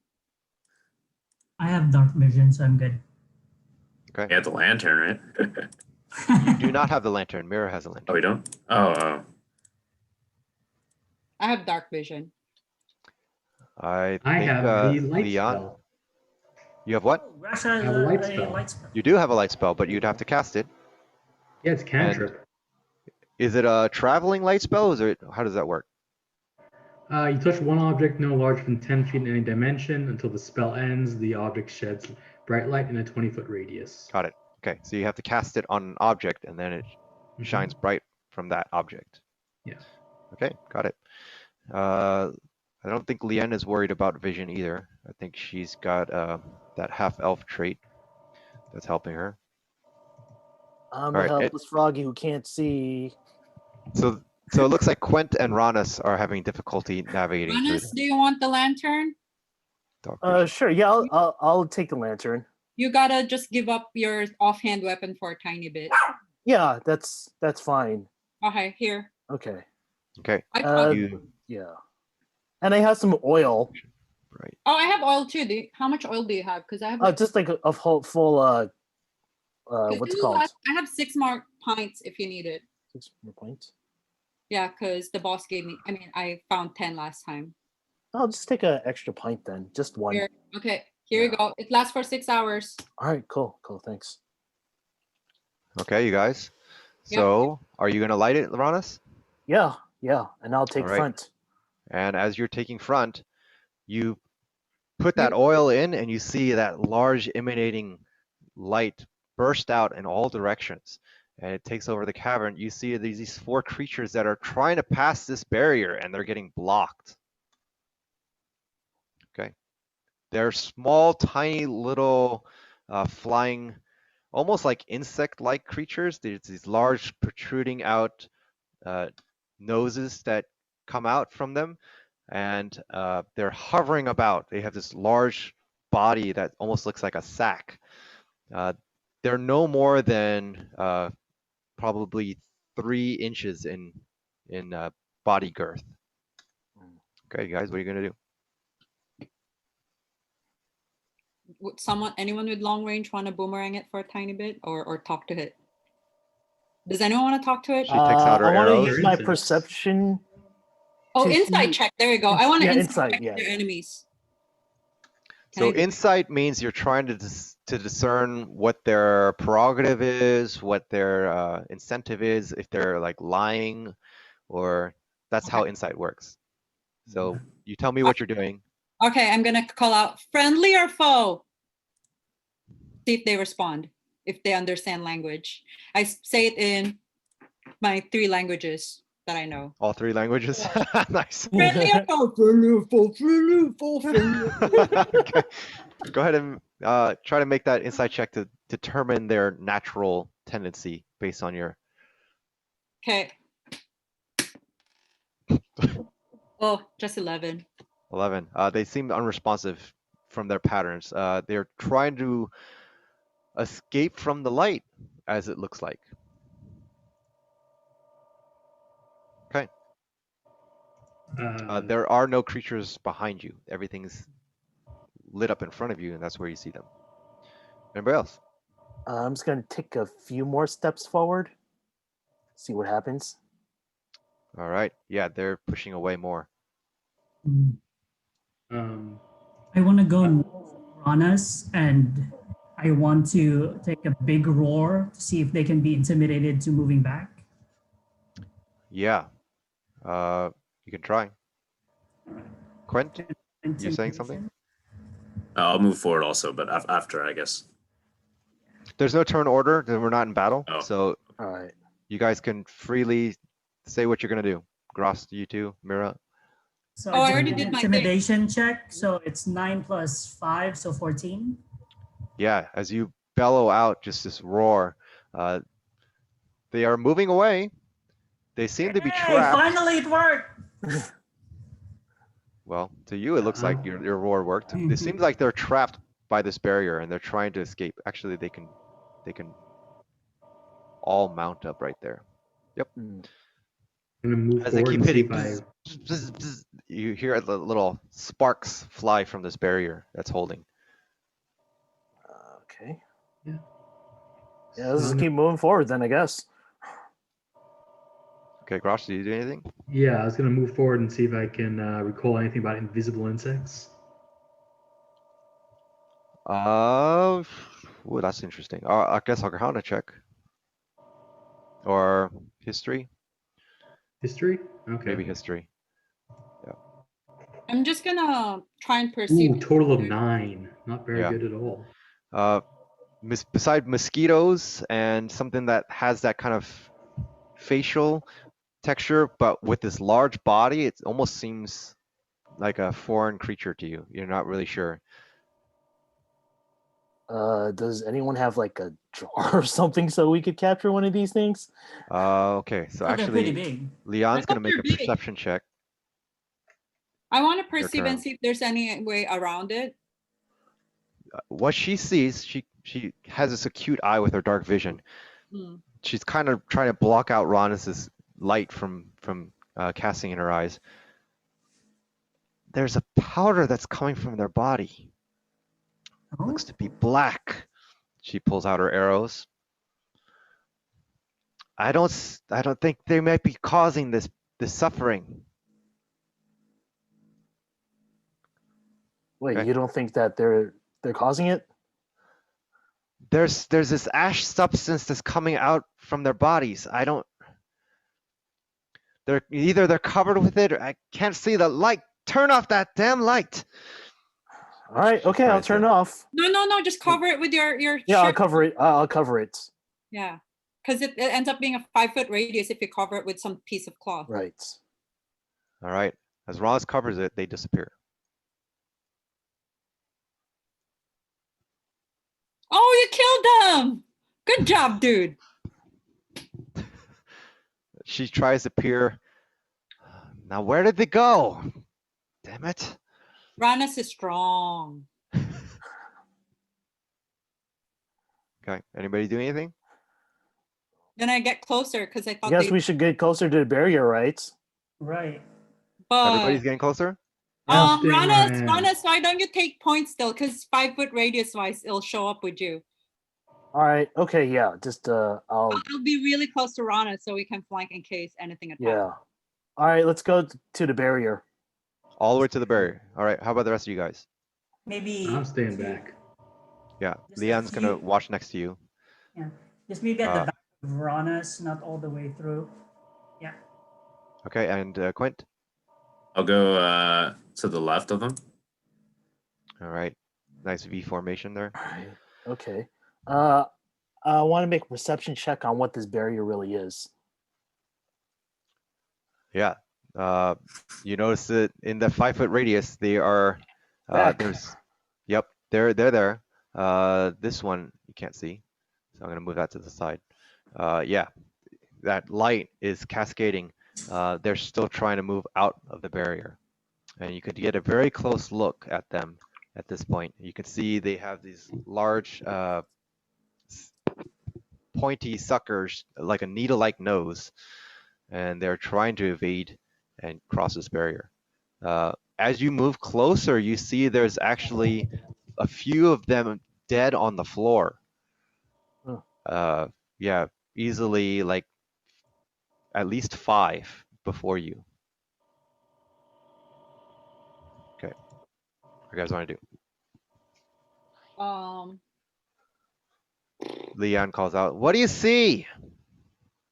A lot Bunch of of- dead creatures on the floor that just looks like them. I think they might be. I can see the dead ones from here. She's got dark Wow. vision. Oh, so they lose their invisibility? Oh, now you can see. Why you tell Ron? Okay, never mind. Nice. Miro is always picking a fight. I mean, in this way, she's totally right. Okay. I'm so siding with Ronis, Miro on this one. what are the rest of you doing?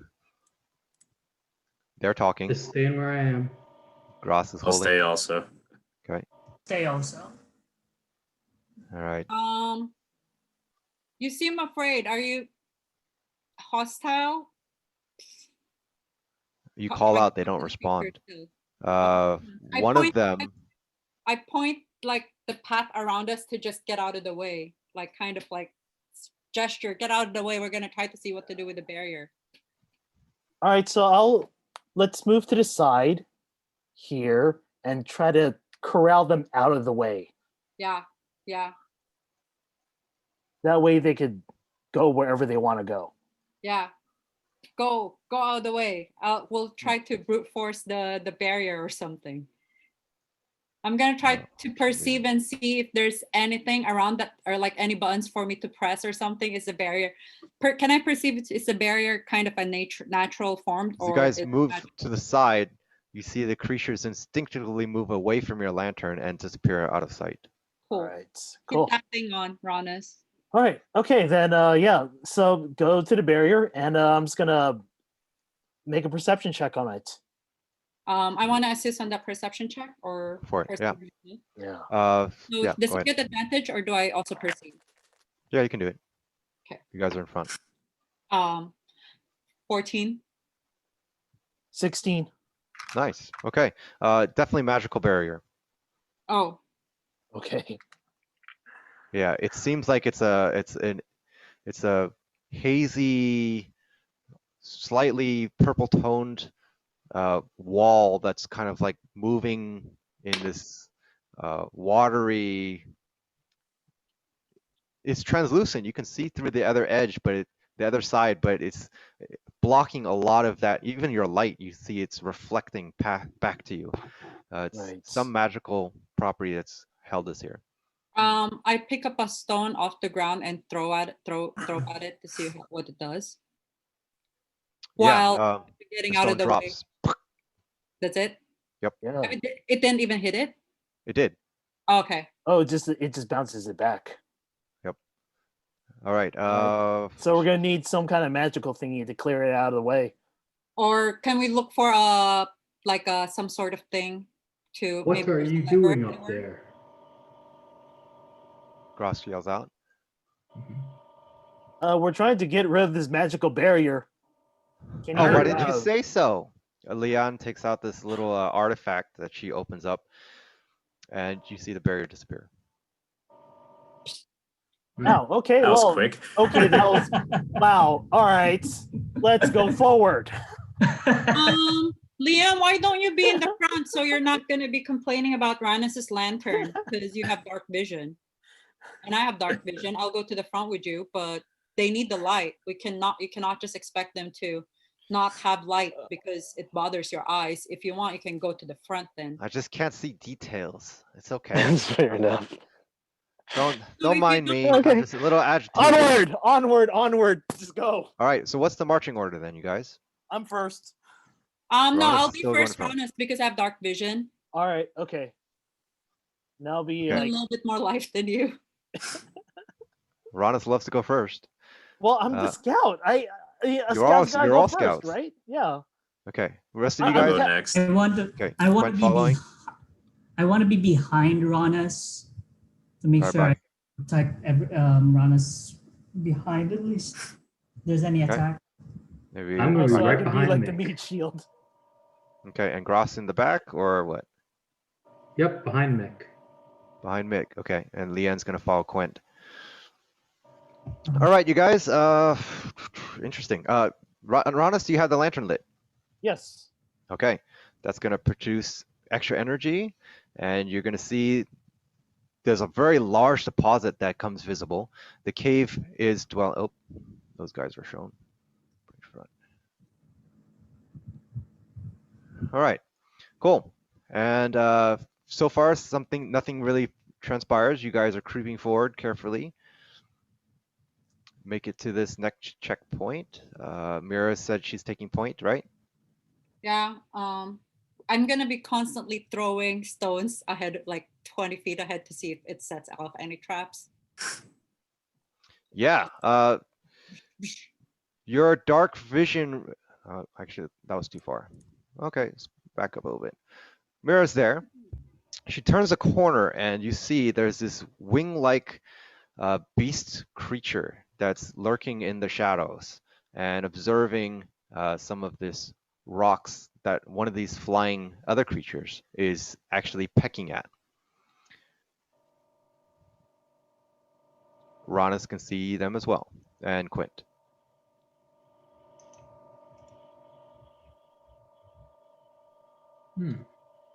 Hi.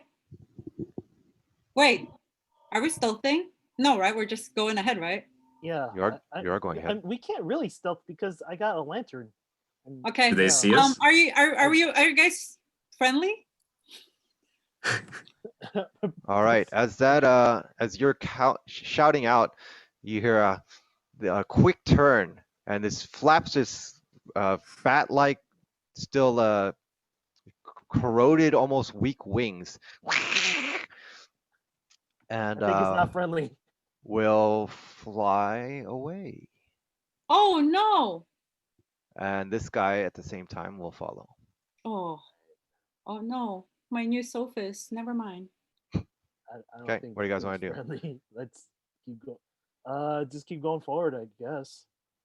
What's that thing to the left? Left. Is the rock pecker? This is a very large deposit of obsidian. Oh. I tried to grab some obsidian. You have a pickaxe? You use Mining flurry of equipment? blows on it. For your blows. Yeah. I have a water skin. No, I don't. Good luck with that. I mean, a monk doesn't really need the pickaxe. Just use brute All right. force. You see Yeah, I don't the have- caverns are littered with these veins, and there's large deposits of these minerals.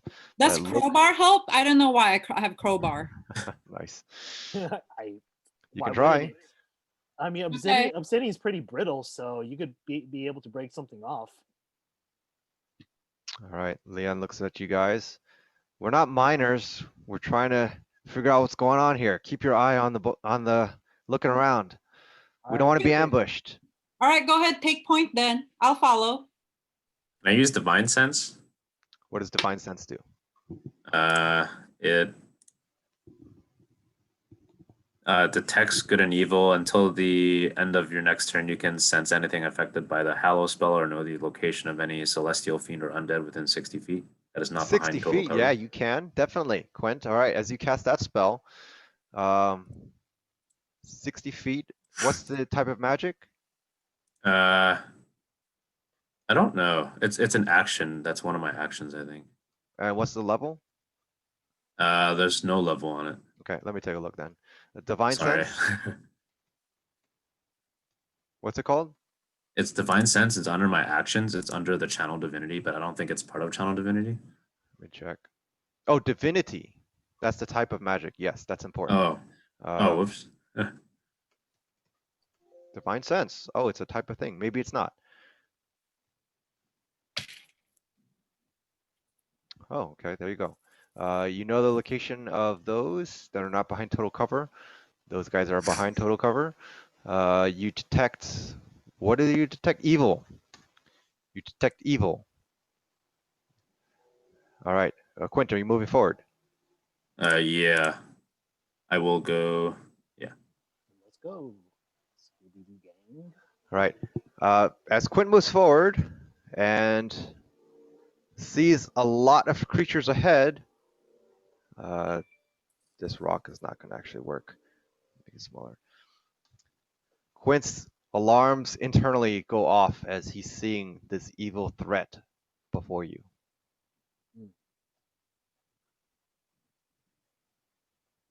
Okay. You guys doing anything? Yeah, let's go attack it, right? Yep. Yeah. All right. Let's So- go attack. I'm still mining in the back. Just FYI. Oh, mirrors in the back? Okay, got it. Yeah. All right. Quint moving up. Ronis up here. Mick over there. Okay, Pretty evil, Leanne right? is going to push over. All right, then roll initiative. You gotta be kidding me. Did I get anything 7. from my mining? Oh, you have to roll initiative. Okay. 13. 17. 19. 18. 7. Oh, you guys are fast this time. Except for me. Okay, so who's 19? Me. Quint. And Grosh was 18? Mira. Oh, Mira's 18, Grosh 17. hmm Okay, and then the other two? 13. Okay, Ronis? Can't hear you. 7. 7, got it. Okay, so not that. Quint, you're first. Can I walk to the leftmost or bottommost, like pebbly ground and below the circular one? Right, so these are considered hard terrain or rough terrain, so it takes twice your movement to traverse it. Where do you want to move? I think it's AD 27. Ah, you're running straight up to them. Okay, 5, 10, 15. How fast is your move? 30. You can make it right here. Oh, so not quite make it. Okay, I'll stay there then, I guess. Yeah, no, that counts as diagonal. That'll work. Yeah, you can make it. Am I in range for an attack? Yes, you are, of this one.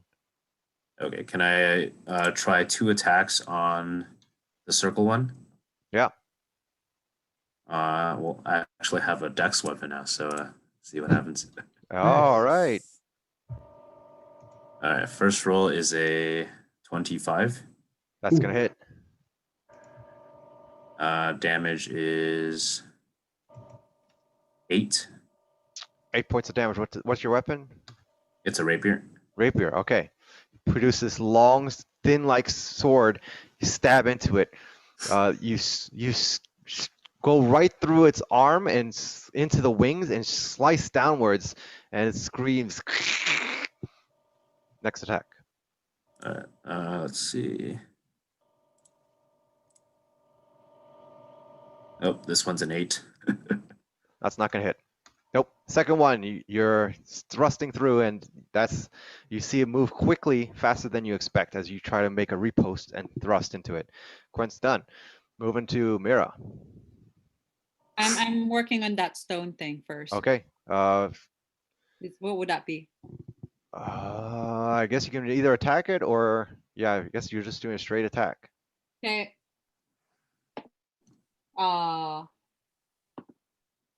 15. Because crowbar grants advantage to. Well, actually, is that dex or strength? Strength, right? Strength, yes. Yeah. So 18 total. 18, not bad. Okay, you see some of the rock breaks off, and it's overall the large deposit. This piece of mineral looks almost maybe 3 feet in diameter. It's a huge piece of metal. You're unable to protrude it out, but you get some cracking, and you see little pieces of gems fall to the floor. I grab a few pieces of the gem. Yep. And then I move all my 45 feet and attack one of the tiny things to the right of Quint. 10, 20, 25. You won't be able to make it. Won't? Nope, Oh, then because this is rough terrain right here. It takes 10, 20 feet to move across this. okay. Then I'll attack that thing again. See if I can get Okay. any more pieces of thingy. Might as well use my attacks on it. Well, that's already high enough. But let's see. Ooh, 19 plus 3, 22. Okay, yeah, you get a large chunk of obsidian. It looks more intact. It's probably it's like half the size of your palm. Okay, then I'll just get as close as possible, but leave room for them to move. So AF 28, right underneath Quint. Oh wait, actually no, you said I can't. 45, right? Yeah, until I think I can make it to 31 at least. AF 31. 25. This is kind of like the 30, 35. Yeah, you can make it here. Okay. Cool. I'm gonna reveal that side. Okay, these guys are going to swarm Quint. All right, +7. Interesting. +7. Quint, your armor class 18. I think it says 17 for me. Okay, that means it's gonna hit you. Roll a Oh Constitution saving wait. throw. Oh sorry. Am I allowed to use a reaction? What's Or your is it reaction? already rolled? Is the attack already rolled? Nope. What's your reaction?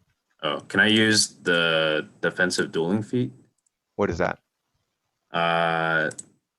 So it says if a creature hits me with a melee attack, I can use my reaction to add the proficiency bonus to armor class for that attack. Oh, okay, great. What's your armor class now? 20. 20. Okay, he has advantage because he's flanking you, so that's still gonna hit you. Yeah. 16 plus 7 is 23, so that's one hit. The other one will also strike you. Natural 20. Wow, 2 natural 20s. So I wasted it. Okay, so one's critical damage, one's. So you make 2 Constitution saving throws, please. All right, let's see. First one is 21. That will make it. And the second one is 23. 22. 23. 23. Nice. Make another one because of the natural 20. 6.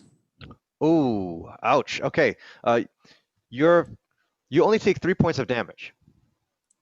However, with that pierce coming to the back of your neck, you sense that you freeze up. You have a -1 to your Constitution. So what's your total Constitution number?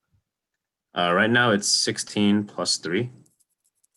Okay, so your number is 16. So now you are 15 plus 2. Okay. Rather 15 plus 3. So you're a +3 modifier. But anyways, your Constitution is now at 15, and you feel your tension your neck just freeze up. You're paralyzed for 1 turn. Okay. Okay, Quint is stuck. This one's gonna go and try Sting Mira. That's 22. I think that'll hit you. Mhm. All right, Constitution saving throw, please. Okay. 16 plus 2, 18. You made it. Yeah, you ward off the sting. You take 1 point of damage Okay. as you hear it stabs into you. Okay, Grosh, you're next. Okay, I want to move 1 left to AJ 33. I'm gonna take a look. AJ. Oh, right here. Yes. And I want to look at exactly what Mira was doing just now. Okay. Because I heard noises. You're looking at what? I'm looking at trying to figure out what exactly Mira was doing just now. Because I just heard noises. Well, no, you could see. You have dark vision. Oh, well, I have light, but I was kind of looking forward, so. Okay.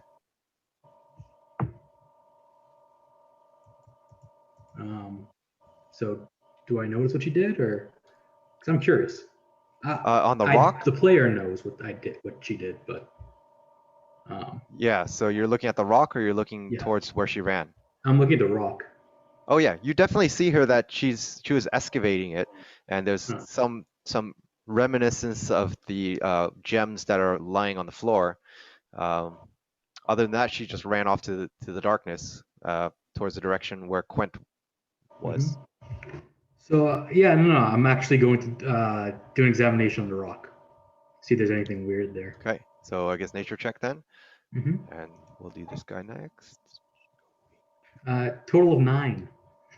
9, yeah, not much. You can tell that this material looks to be derived from volcanoes and other material that has hardened over many years to make this kind of like gem-like structure, but other than that, can't really determine much.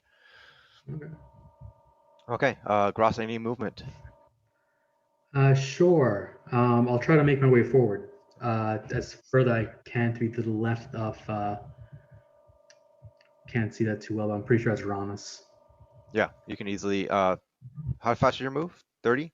Yeah. That's going to be enough. Okay. You can actually move one more if you wish. No, that's it. All right. The demon with the wings will. With the wings. Oh, it's over there. So it's not yet.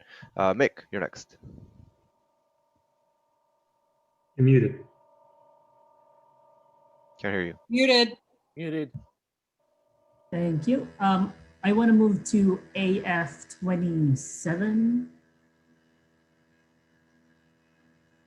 Okay. Mick, you Not can 27. definitely. I think it's 28. Like next to Mira on her left, but closer to like the right there's fine. Right here. Yeah. All I right. wanna- This one will make an attack of opportunity on you if you do that. Ah, I see. Even if I move, what Because if you're I go? leaving its threat zone. What if I go a little downwards and because I want to go attack the one that attacks Quinn instead? Yeah. Does it You make- know what? You could do that. You can squeeze past this rock right here. Yeah. Yep. That's fine. Yep. I want to do that and attack. When I This use one. my sword, silver and short sword. Yes. Okay. Advantage. And Yep. Yep. That's and also right. Sneak attack. Sneak attack. So first the hit is 10 plus 6, 16. That's gonna hit. All right. Now my short sword, it is 6 plus 2 equals 8 plus sneak attack.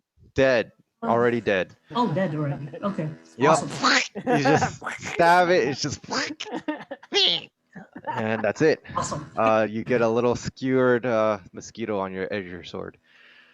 Oh, Okay. Bonus action, I just want to hide. There's nowhere to Hide. hide. Oh, like behind that small boulder neck, small rock. You already moved full movement, right? Oh, yeah, I did. Okay. Yeah, Then- and also from what I read, I thought that if the enemies already can see you, you cannot choose to hide. unless you Yeah. have. You'd have to move around some rock or something, and that would be less conspicuous. That's correct. Yeah. Yeah, I you can't saw- hide in plain sight unless you have some ability that says so. Gotcha. All right. Then- This thing will go next. It's going to actually pull away from Quint. Quint, you can make an attack if you wish. Sounds good. Let's see. Wait, if I'm paralyzed, can I still attack with Oh, no, you can't. That's right. Aw, You're dang. paralyzed. You see Quint freeze up as he instinctively wants to move forward to do something he can't. Okay, so with that, actually 15 foot. Huh. Oh, that sucks. That's not gonna, okay. Ronis, your light is up. Is it 5 feet or 30 feet? What do you mean? Your light. Your It's 30 feet. 15, 20, 25, 30. Yep. Okay. Interesting. All right. I think for sake of argument, it's going to be too hard for me to track. I was trying to think about the best way to do this, but I just have to leave markers. Because the players will know that they're there, but the characters do not. All right. You see Also, before those you're are invisible. Just to clarify, because they're invisible. correct. Uh-huh. There's a shroud of darkness that casts over Mira, Mick, and Quint, and you immediately see the cave go black, except for a couple of about 10 feet in front of you. Even with the dark vision thingy. That is correct. Uh-huh. Okay. There's no Sophis in combat, so we're moving to Lien. She's going to move up and sees that you guys, actually, she can't see any of that. She looks at the one next to Mira, and we'll take a fire out this one. With 12, is that enough? That's not. Second shot. That will hit. 20 with, yep. You see it just takes the full brunt of the arrow, and this body just slams into this big rock. Dead. Okay. She will also keep moving up. She does not see anything above. What's going on? Can't see a damn thing. Ronis, you're next. All right, I'm gonna go to behind Quint at AE 27. 15, 20, 25-ish, 30. Does my light reveal like anything? Like reveal them out off? Uh-huh. Okay, They're revealed. so they're revealed. All right, so I'm gonna just. Oh shit! There's more. Yep. Your light revealed a whole bunch more. Shit. All right, so fuck. I'm gonna put the light gently down, take out my bow and arrow, and just shoot out that one insect right in front of Quint. Or actually, can I? Yeah. Let's do that. All right. Okay. 22. Yeah, hits. Okay, so that's 9. That's enough to kill it. Yep. All right. You see it splatter across the rubble that's underneath. All right. Are you done? All right, pick up your lantern again. You will not be able to pick it up yet because that will take a bonus action to do so because you had to Alright. drop it to pull up your Right. double-handed. So cannot do that Right. yet. Okay. Lantern's on the ground. All right. The rest of them will attempt to move forward. Let's see. This guy's gonna go. Let's see. Actually, let's do the little guys first. All right, one over here. Lien will get hit. One's coming around for Mira there. Another one Mira here. So 2 on Mira. 13. Natural 20 will hit. Jesus. So Mira, go make 2 Constitution saving throws, please. And Lien's will hit her. 16 and 14. 16 and 14. Okay, so so you take 2 points of damage and your constitution suffers by -1. So please give me your constitution number. 13. So I have +1 now. Just You're plus 12. Yeah, exactly. Don't worry about the calculations too much. I mean, you can make the modification on your chart, but I just really need the number. But case it that's gets- temporary, right? It is, for your best of your knowledge, yes, it is. Okay. Okay, Lien's gonna make her constitution saving throw. Oh, is that 11? Oh, she's frozen. Yep. She Ah. suffers that constitution damage and will, you see her muscles tense up. At that time, these guys are gonna move up. This guy's going there. All right, seeing that the targets are frozen, you see these almost bone structure-y, kind of shadowy images move up and start clawing at the party members that are not moving. 3 attacks with advantage. I think that's how paralyze works. I believe so. Yeah, because it's like flank. Pretty much. Yeah. And even more so, D6. All right, so first going to Quint. Advantage on this. Let's see what their abilities is. +4. Here we go. 19. Did I hit you? Armor class, Quint? 17 is my armor class. Yep, that'll hit. Second attack, natural 20. Third attack, natural 20. Wow. Excuse me, can you change your? Roll like 5 you're natural ridiculous. 20s for the enemies. You want to see the log? You can. I believe you. Saying Just saying. Dude, That is pretty the messed up, probability's right? not working out. The math teacher says so. I know. what? I can show you the log right here. I believe you. I'll show you the log just for Oh the my God, for the record. it's- There's the RNGesus. natural 20 for the advantage. There's a natural 20 for Quint. Damn Yeah. you, Orange Jesus! I'm not Yeah. making these numbers up. Oh my God, it's All a right, so- RNG, man. Quint is 2 natural 20s and 1 hit, I believe, Oh my God. with the 3 attacks. Welcome much to the damage game, is that? Quint. We're gonna take a look. Let me see. It's, oh man, even more so. These guys are Masters of the Shadow, so that's going to be also, so D4, D6. 2d4. Oh, so first we'll do normal damage, which is 7 points of slashing damage. 7. Yep, 7 points of slashing damage. Now for the criticals, let's see, 4, 6, 12 points of more slashing damage for the second critical, 12. and 4, 8, 10 more points of slashing damage for that second critical. Jesus. Wow, Quent getting slashed up. He's in this immobilized state, and he's just at the neck, Oof. getting scarred viciously. Leanne's next, and she's going to get hit twice on this. Once again, paralyzed. Natural 1, 4 miss. 15 will hit. 18 will hit. So that's the first guy striking 3 times. Second guy, 14 will hit. 2, 16 will hit. 2, 1. So 2 misses out of 6. So 4 hits. None critical.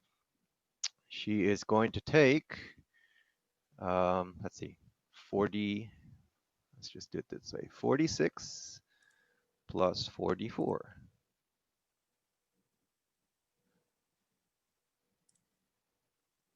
16. 13. Wow. 27, 29 plus 2, 4, 6, 8. 37 points of damage. What? Holy You crap. said Oh. 4d6, but what? Never mind. I said 37, right? Yeah, she is in her frozen state, looking very vulnerable and getting slashed badly. 37 points of damage. Guys, don't be rangers. They suck. It's a curse. Okay, we only got 10 minutes left. We can do one more round if you guys wish, and we'll see if, yeah, we'll see how it goes from there. Alright. Okay. Okay. Okay, their initiative is changing based on their revealing. So, starting with Quent, you are frozen for the round, but you're I'm still unfrozen. frozen? No, So you just did one your round action. then. You did your action, but let's see. I should see what the paralyzed thing actually does. Conditions. Paralyzed. Incapacity, can't move, speak. Automatic fail, advantage. Oh. Oh shit. Actually, there are automatic critical hits for each one. Oh, damn. I don't even have to roll. Oops. Okay, so Quent, you have to take more damage then. Okay. You take 9 more points of damage. Ooh. Damn. Leanne is going to take. I Oh, think she might shit. be dead. Wow, that was a low roll. 8 plus. She takes 22 more points of damage. Let's see. Oh, yeah, she falls unconscious. Jesus Christ. Yep. But what does it mean to fall unconscious? Does that mean like your hit points are 0 or like? Yep. She is -1 hit points. Dang. Does that mean they die or can you like resuscitate them or something? You could revive them. Okay. Wow. I didn't realize that automatic critical roll. Okay. So Quent, you're back up. You can do your turn. Wait, so how do you revive somebody? Sorry. Either with magic spells to heal them, or you can use a healing kit to stabilize them. But otherwise, Yeah. yeah. You can pour a potion down their throat, but I don't think we have potions. Yeah. Just She worry is about the thing right in effectively front of out you. of this combat for now. Okay. Are you able to heal someone like at the end of combat or did it just die if combat expires? They need to roll death saving throws. Yep. So- After a certain point, it's not just Correct. conscious. So Quent, you're first. Okay. Can I use lay on hands on myself? Yes, you may. I'm gonna use it for 20 points. Okay. You restore yourself 20 points, just like that. And then can I still take a bonus action? I believe you may. Okay, can I cast So Shield of right, Faith? if you use aid, anything that restores hit points above X, then they Uh-huh. come back to life. So actually, aid would technically bring her back. Oh, okay. So that's an interesting concept. Yeah. So I can use aid. Where's aid? You don't have to use it now if you don't want to. Oh, But I'm because just letting you this know for takes your up an knowledge. action. Huh? Okay, Yeah, thank then you you. won't be able to use it now. Yep, just a bonus action. So with my bonus action, can I cast what is it? A Shield of Faith on myself? Yeah, definitely. Okay. You feel your armor surround you, get bolstered, and you have extra armor class. Okay. That's all your actions, right? Yeah. Are you gonna move? I am going to Move around the purple guys, the hexagon, so we can flank that guy. Okay. Sounds good. She's staying right here. Yeah, so you don't get the attack opportunity. Oh, so Is if that you what you move to want? an adjacent square, even though you're leaving a square, you don't get hit. Correct. As long as you're not Okay. leaving his like vicinity. Right. So I'm gonna pick. Yeah. All good, That Quinn? sounds good. Yeah, yeah. Okay. Okay. Mira, it's your turn. I'm just making sure. Oh, it's immediately. So I need to be okay. All right, I'm gonna move to just one diagonally north, diagonal and north at the same time. So I can flurry of blows. You mean right where this around. creature is? No, just Up. yeah, That's the attack You're out of opportunity range of for this the one. It will sword. make attack opportunity on you. that's fine. Okay. Take- All right. 15. Actually, no, 15 won't hit. But Okay. I'm just not It's a 50. yeah, I'll just do a series of flurry of blows. Go for it. Which Oh, one? 19 already. Well, Oh, you gotta tell me what so- you're hitting. The one that's flanking with Ranas first. This guy. Just catch that thing. Okay. So good. Definitely hits. Yeah. Okay, cool. So it's with my quarterstaff. Low though, it's only 5. 5 points of damage on that creature. Okay, you whack it, and it sends it flying in the air. Does a little barrel roll to hover it back. Okay. My And next one, it's getting still ready to flanking, sting. so it still hits. It's 16 plus Yep, go ahead. 6. So, even weaker. Now it's 5. That's enough. Plus 5 plus 5 is 10. Splat. You whack a home run, and it sends it to the ceiling. Gets impaled in one of the stalactites. Boss, Meta attack. I have a question. Can you flank with an unconscious person? No, Damn it. All right, I'm hitting the one that not a threat. I know. I'm flanking the other. You already know it. I know. Trying to break the rules. You think I'm that stupid? Okay. Go ahead. What are you doing? 18 6 for that, the tiny thing that paralyzes people.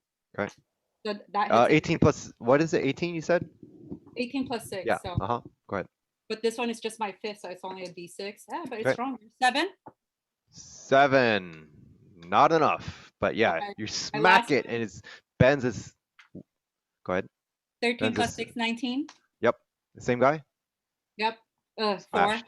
I'm assuming it's dead. Squashed. Okay. But I healed 12 and I can go over because it's temporary hit points. Awesome. Okay. Yeah, That looks like but the end of Mira's So turn. just FYI, boss, so I'm not lying to you or cheating. The way my healing works, it's not stacking. Even though I killed 2, I only get 12 hit points, 12 temp hit points because it's Got it. temporary. It doesn't stack. Just FYI.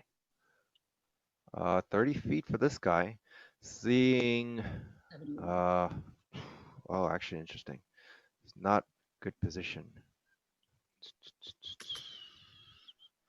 Yeah, seeing Mira as being the major threat, it's going to make a. Don't I get an attack opportunity when that does that? Yes, you Yeah. do. Yes, you do, Grosk. Thanks Nice. for calling that out. All right, so that I think that would just be a quarterstaff attack. 14.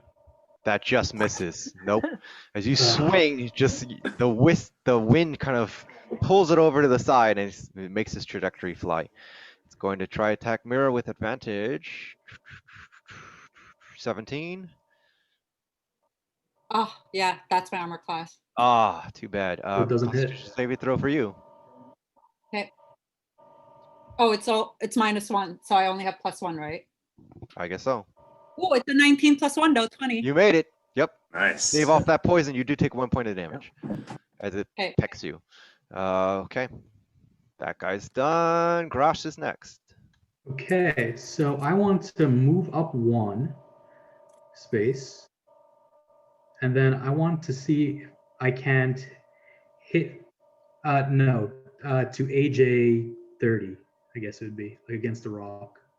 Ah, here. Yes. And now I want to use my Dragon Breath attack. Okay. Let's see, breath weapon. That looks like a Wait. cone.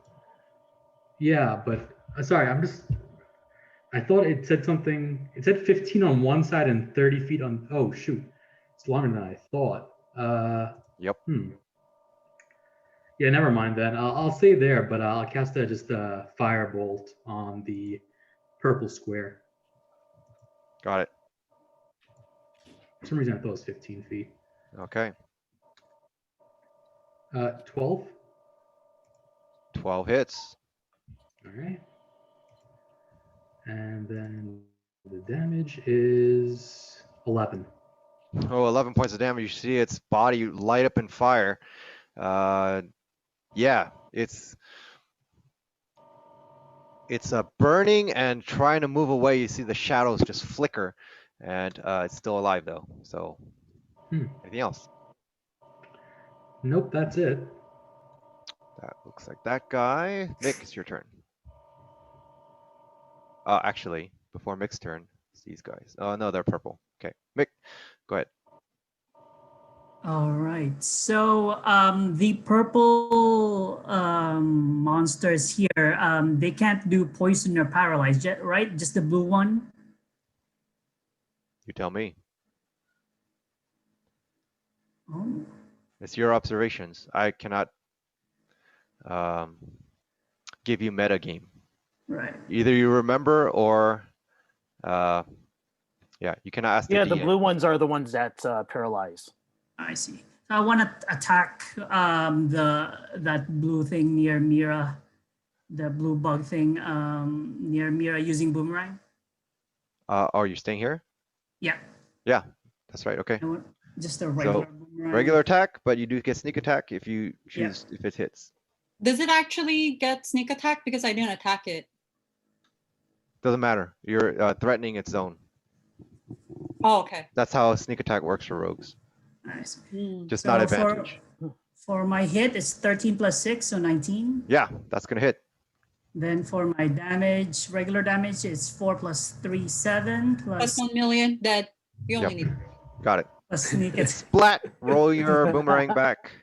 Yeah. Oh. 4d6, so there's no it's gonna survive probability. That's right. Not even if you roll 4 ones. Yeah. Yep. Boomerang back. Yeah. Let's see. It's -7 It's Constitution, right? Or Dexterity? Dex. dexterity. Dexterity. Oh. One 10 plus 6, so 16. Yeah, you get it back. Yay! In the darkness, your boomerang calls to you. Find it in your hand.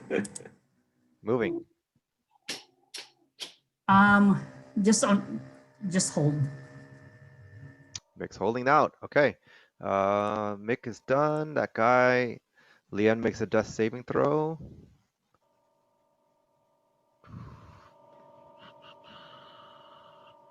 Oh, that's weird. There's nothing to click for a death saving throw. I think it's just rolling a d20, right? Yeah, Failed. 10 or above. Yep. She I rolled mean, a 2. 2 or above. Got it. Yeah, it's 10 or above passes. Failed once. Check that box. That's the end of her turn. Bye. Wait, how many times Bonus. does it have to fail? All right. 3, I think. I'm gonna take my bow and arrow. I'm gonna take a pot shot at that square demon. This one. Yeah, I think that's what's it called? That's also is that a sneak attack too? No. Nope. No threat. Why? It's not, right? Nope. Nothing. No sneak attack. This one would be. Or the one by Quint is also. Yep, that too. Oh, then with Quint, I'm just gonna walk up to it and stab it in the back. Yeah, you can do that. Right. Advantage, sneak attack.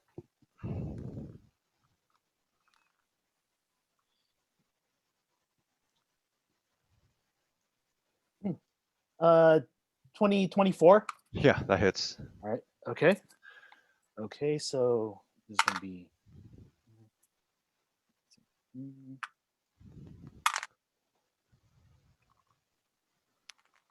Hex. Hi, cutie. You're so cute. You're so cute. 25. 25, yeah. As Ronis moves out to stab it, you get under its bony structure and you cleave out a big part of its back and you see it crumple dead. All right, I'm gonna move back and pick up the lantern. All right, that's why I put it there. Yep. I was mean to pick up the lantern first, but right. You remembered. All right, yeah. Wait. That would have been bad. Ronis, you still have dash. Yeah, you do. You still have a second action if you want to use it, or whatever, or hide with the lantern. How about that? Well, nah, I'm good. Or disengage with the lantern. Disengage with the lantern. Okay, so Ron is holding right there. Yeah. These other two creatures. Let's see. Yeah, Mira, attack of opportunity if you wish. Yeah. Circle. Not one. That one, nice. Okay, cling, you hit that rock, big boulder right next to it. Hey, you Nothing. got more obsidian. There you go, exactly. King, cash in. All right, this one's gonna make a free attack of hey. opportunity, or a free attack on her. She's gonna suffer death saving throw immediately. And they disappear into the darkness. And these guys are also gonna disappear in the darkness. We won.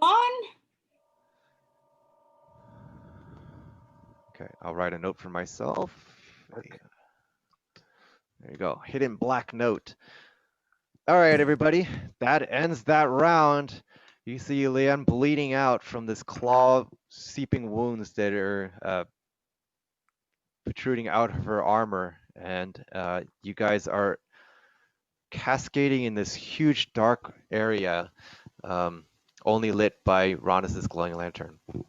We'll have to come back to see how this pans out next week. Nice job, everybody. Cliffhanger.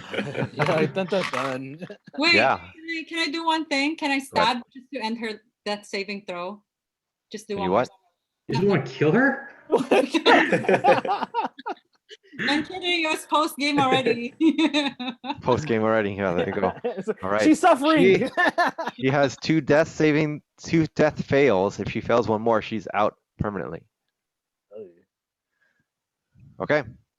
Questions, Okay. comments, feedback? I know that RPG or role-playing aspect took a little longer than I intended, but I guess it turned out okay. You guys figured out the backstory behind this arc, and you're trying to do something about it.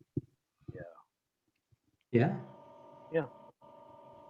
Cool. I mean, it was a little like stressing to like figure out what to do, but I think we pulled it out pretty well. I technically have healer's kit, but do we want to waste it on her?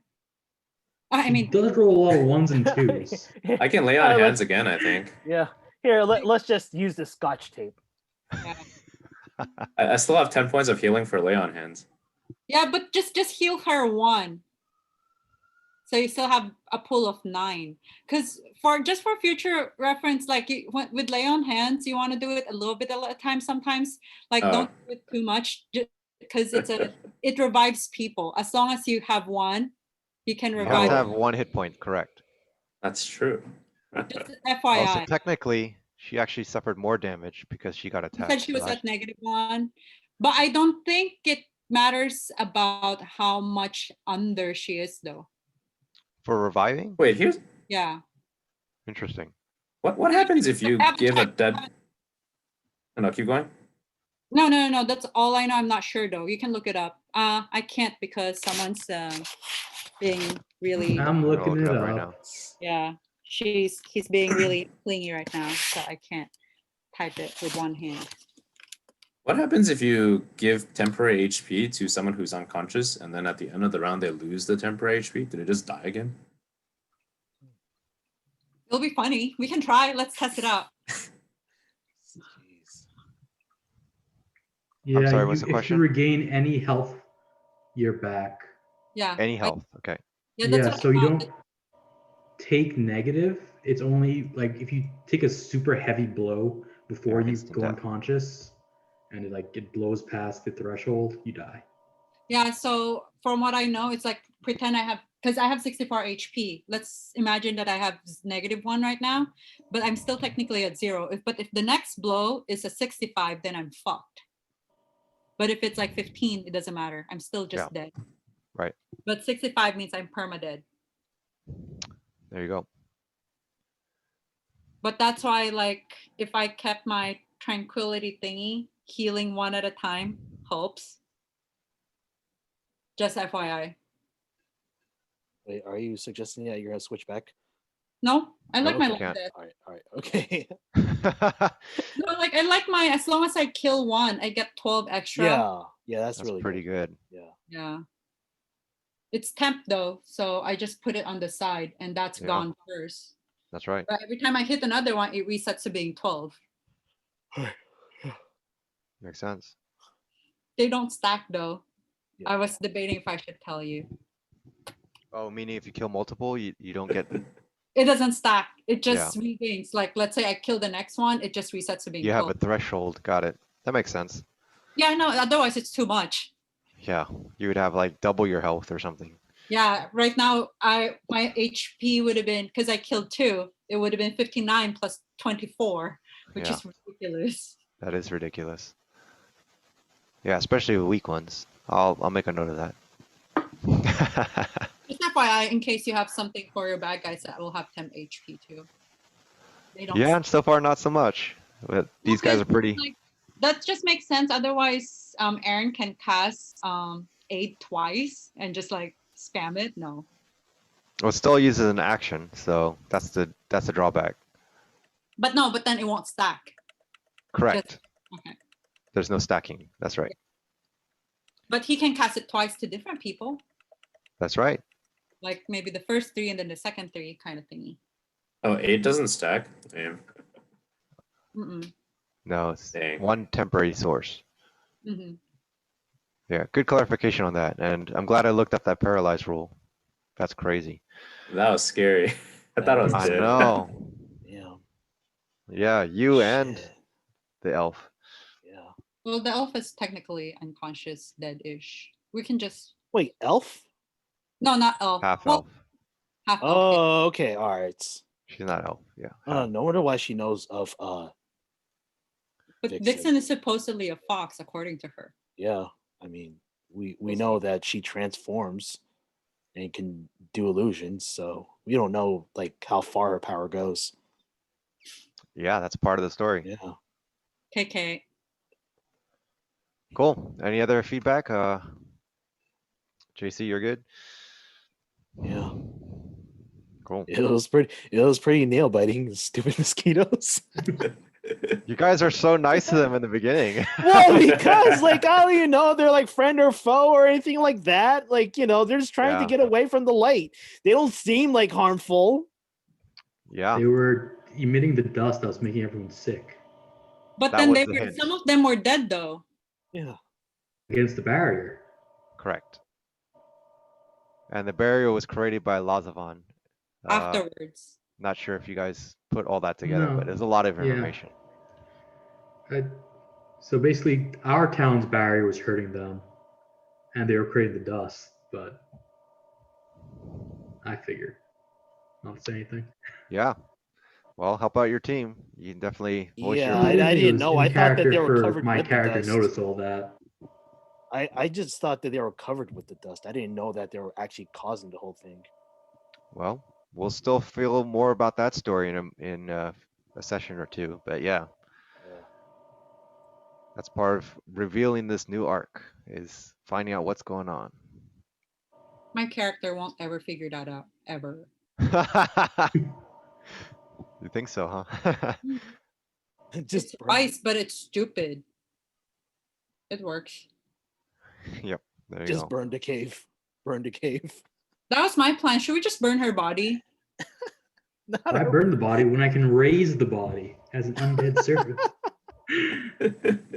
Oh, I want to loot her body. All right. Yeah, you might want to actually. And she Why? seems to have really good stuff. Not great, but there's maybe something of interest. Hint, hint. That's totally up to you, though. If you want to Yeah. take that approach. Yeah. Remember, if you start losing townspeople, there's serious issues, Consequences. serious consequences from it. Yes. Plus, if you're nice to her, Oh, maybe she'll we give can- you her stuff. No, maybe we can pretend that she got looted and then we revived her. You and the scheming. Yeah, you certainly can try that. No, it's Aaron that's gonna. It's Quaint that's gonna heal anyway. Hey, isn't she supposed to be your friend, Quaint? Aaron? Oh. Yes. Nice friend you are, huh? Forgot about that. Once Yeah, upon she's like a time, personal I friend, left you to dude. die. The end. She's I have low technically- intelligence also, so I may have forgotten that. you Nice. forgot. Awesome. His character is low in intelligence and wisdom, but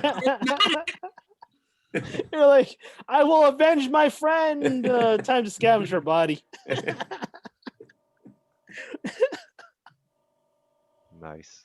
Yeah, you guys work together. She is actually probably a little bit closer to Groshk because she, well, they're close to all three of them are pretty close to each other relatively to your party, but yeah, Quent is his major contact was the doctor and Okay. his sister. Okay, cool. So we'll jump straight into that combat next time. I'll give a short recap about where the party's moving off to. Otherwise, see you guys next week. All right. See ya. Bye.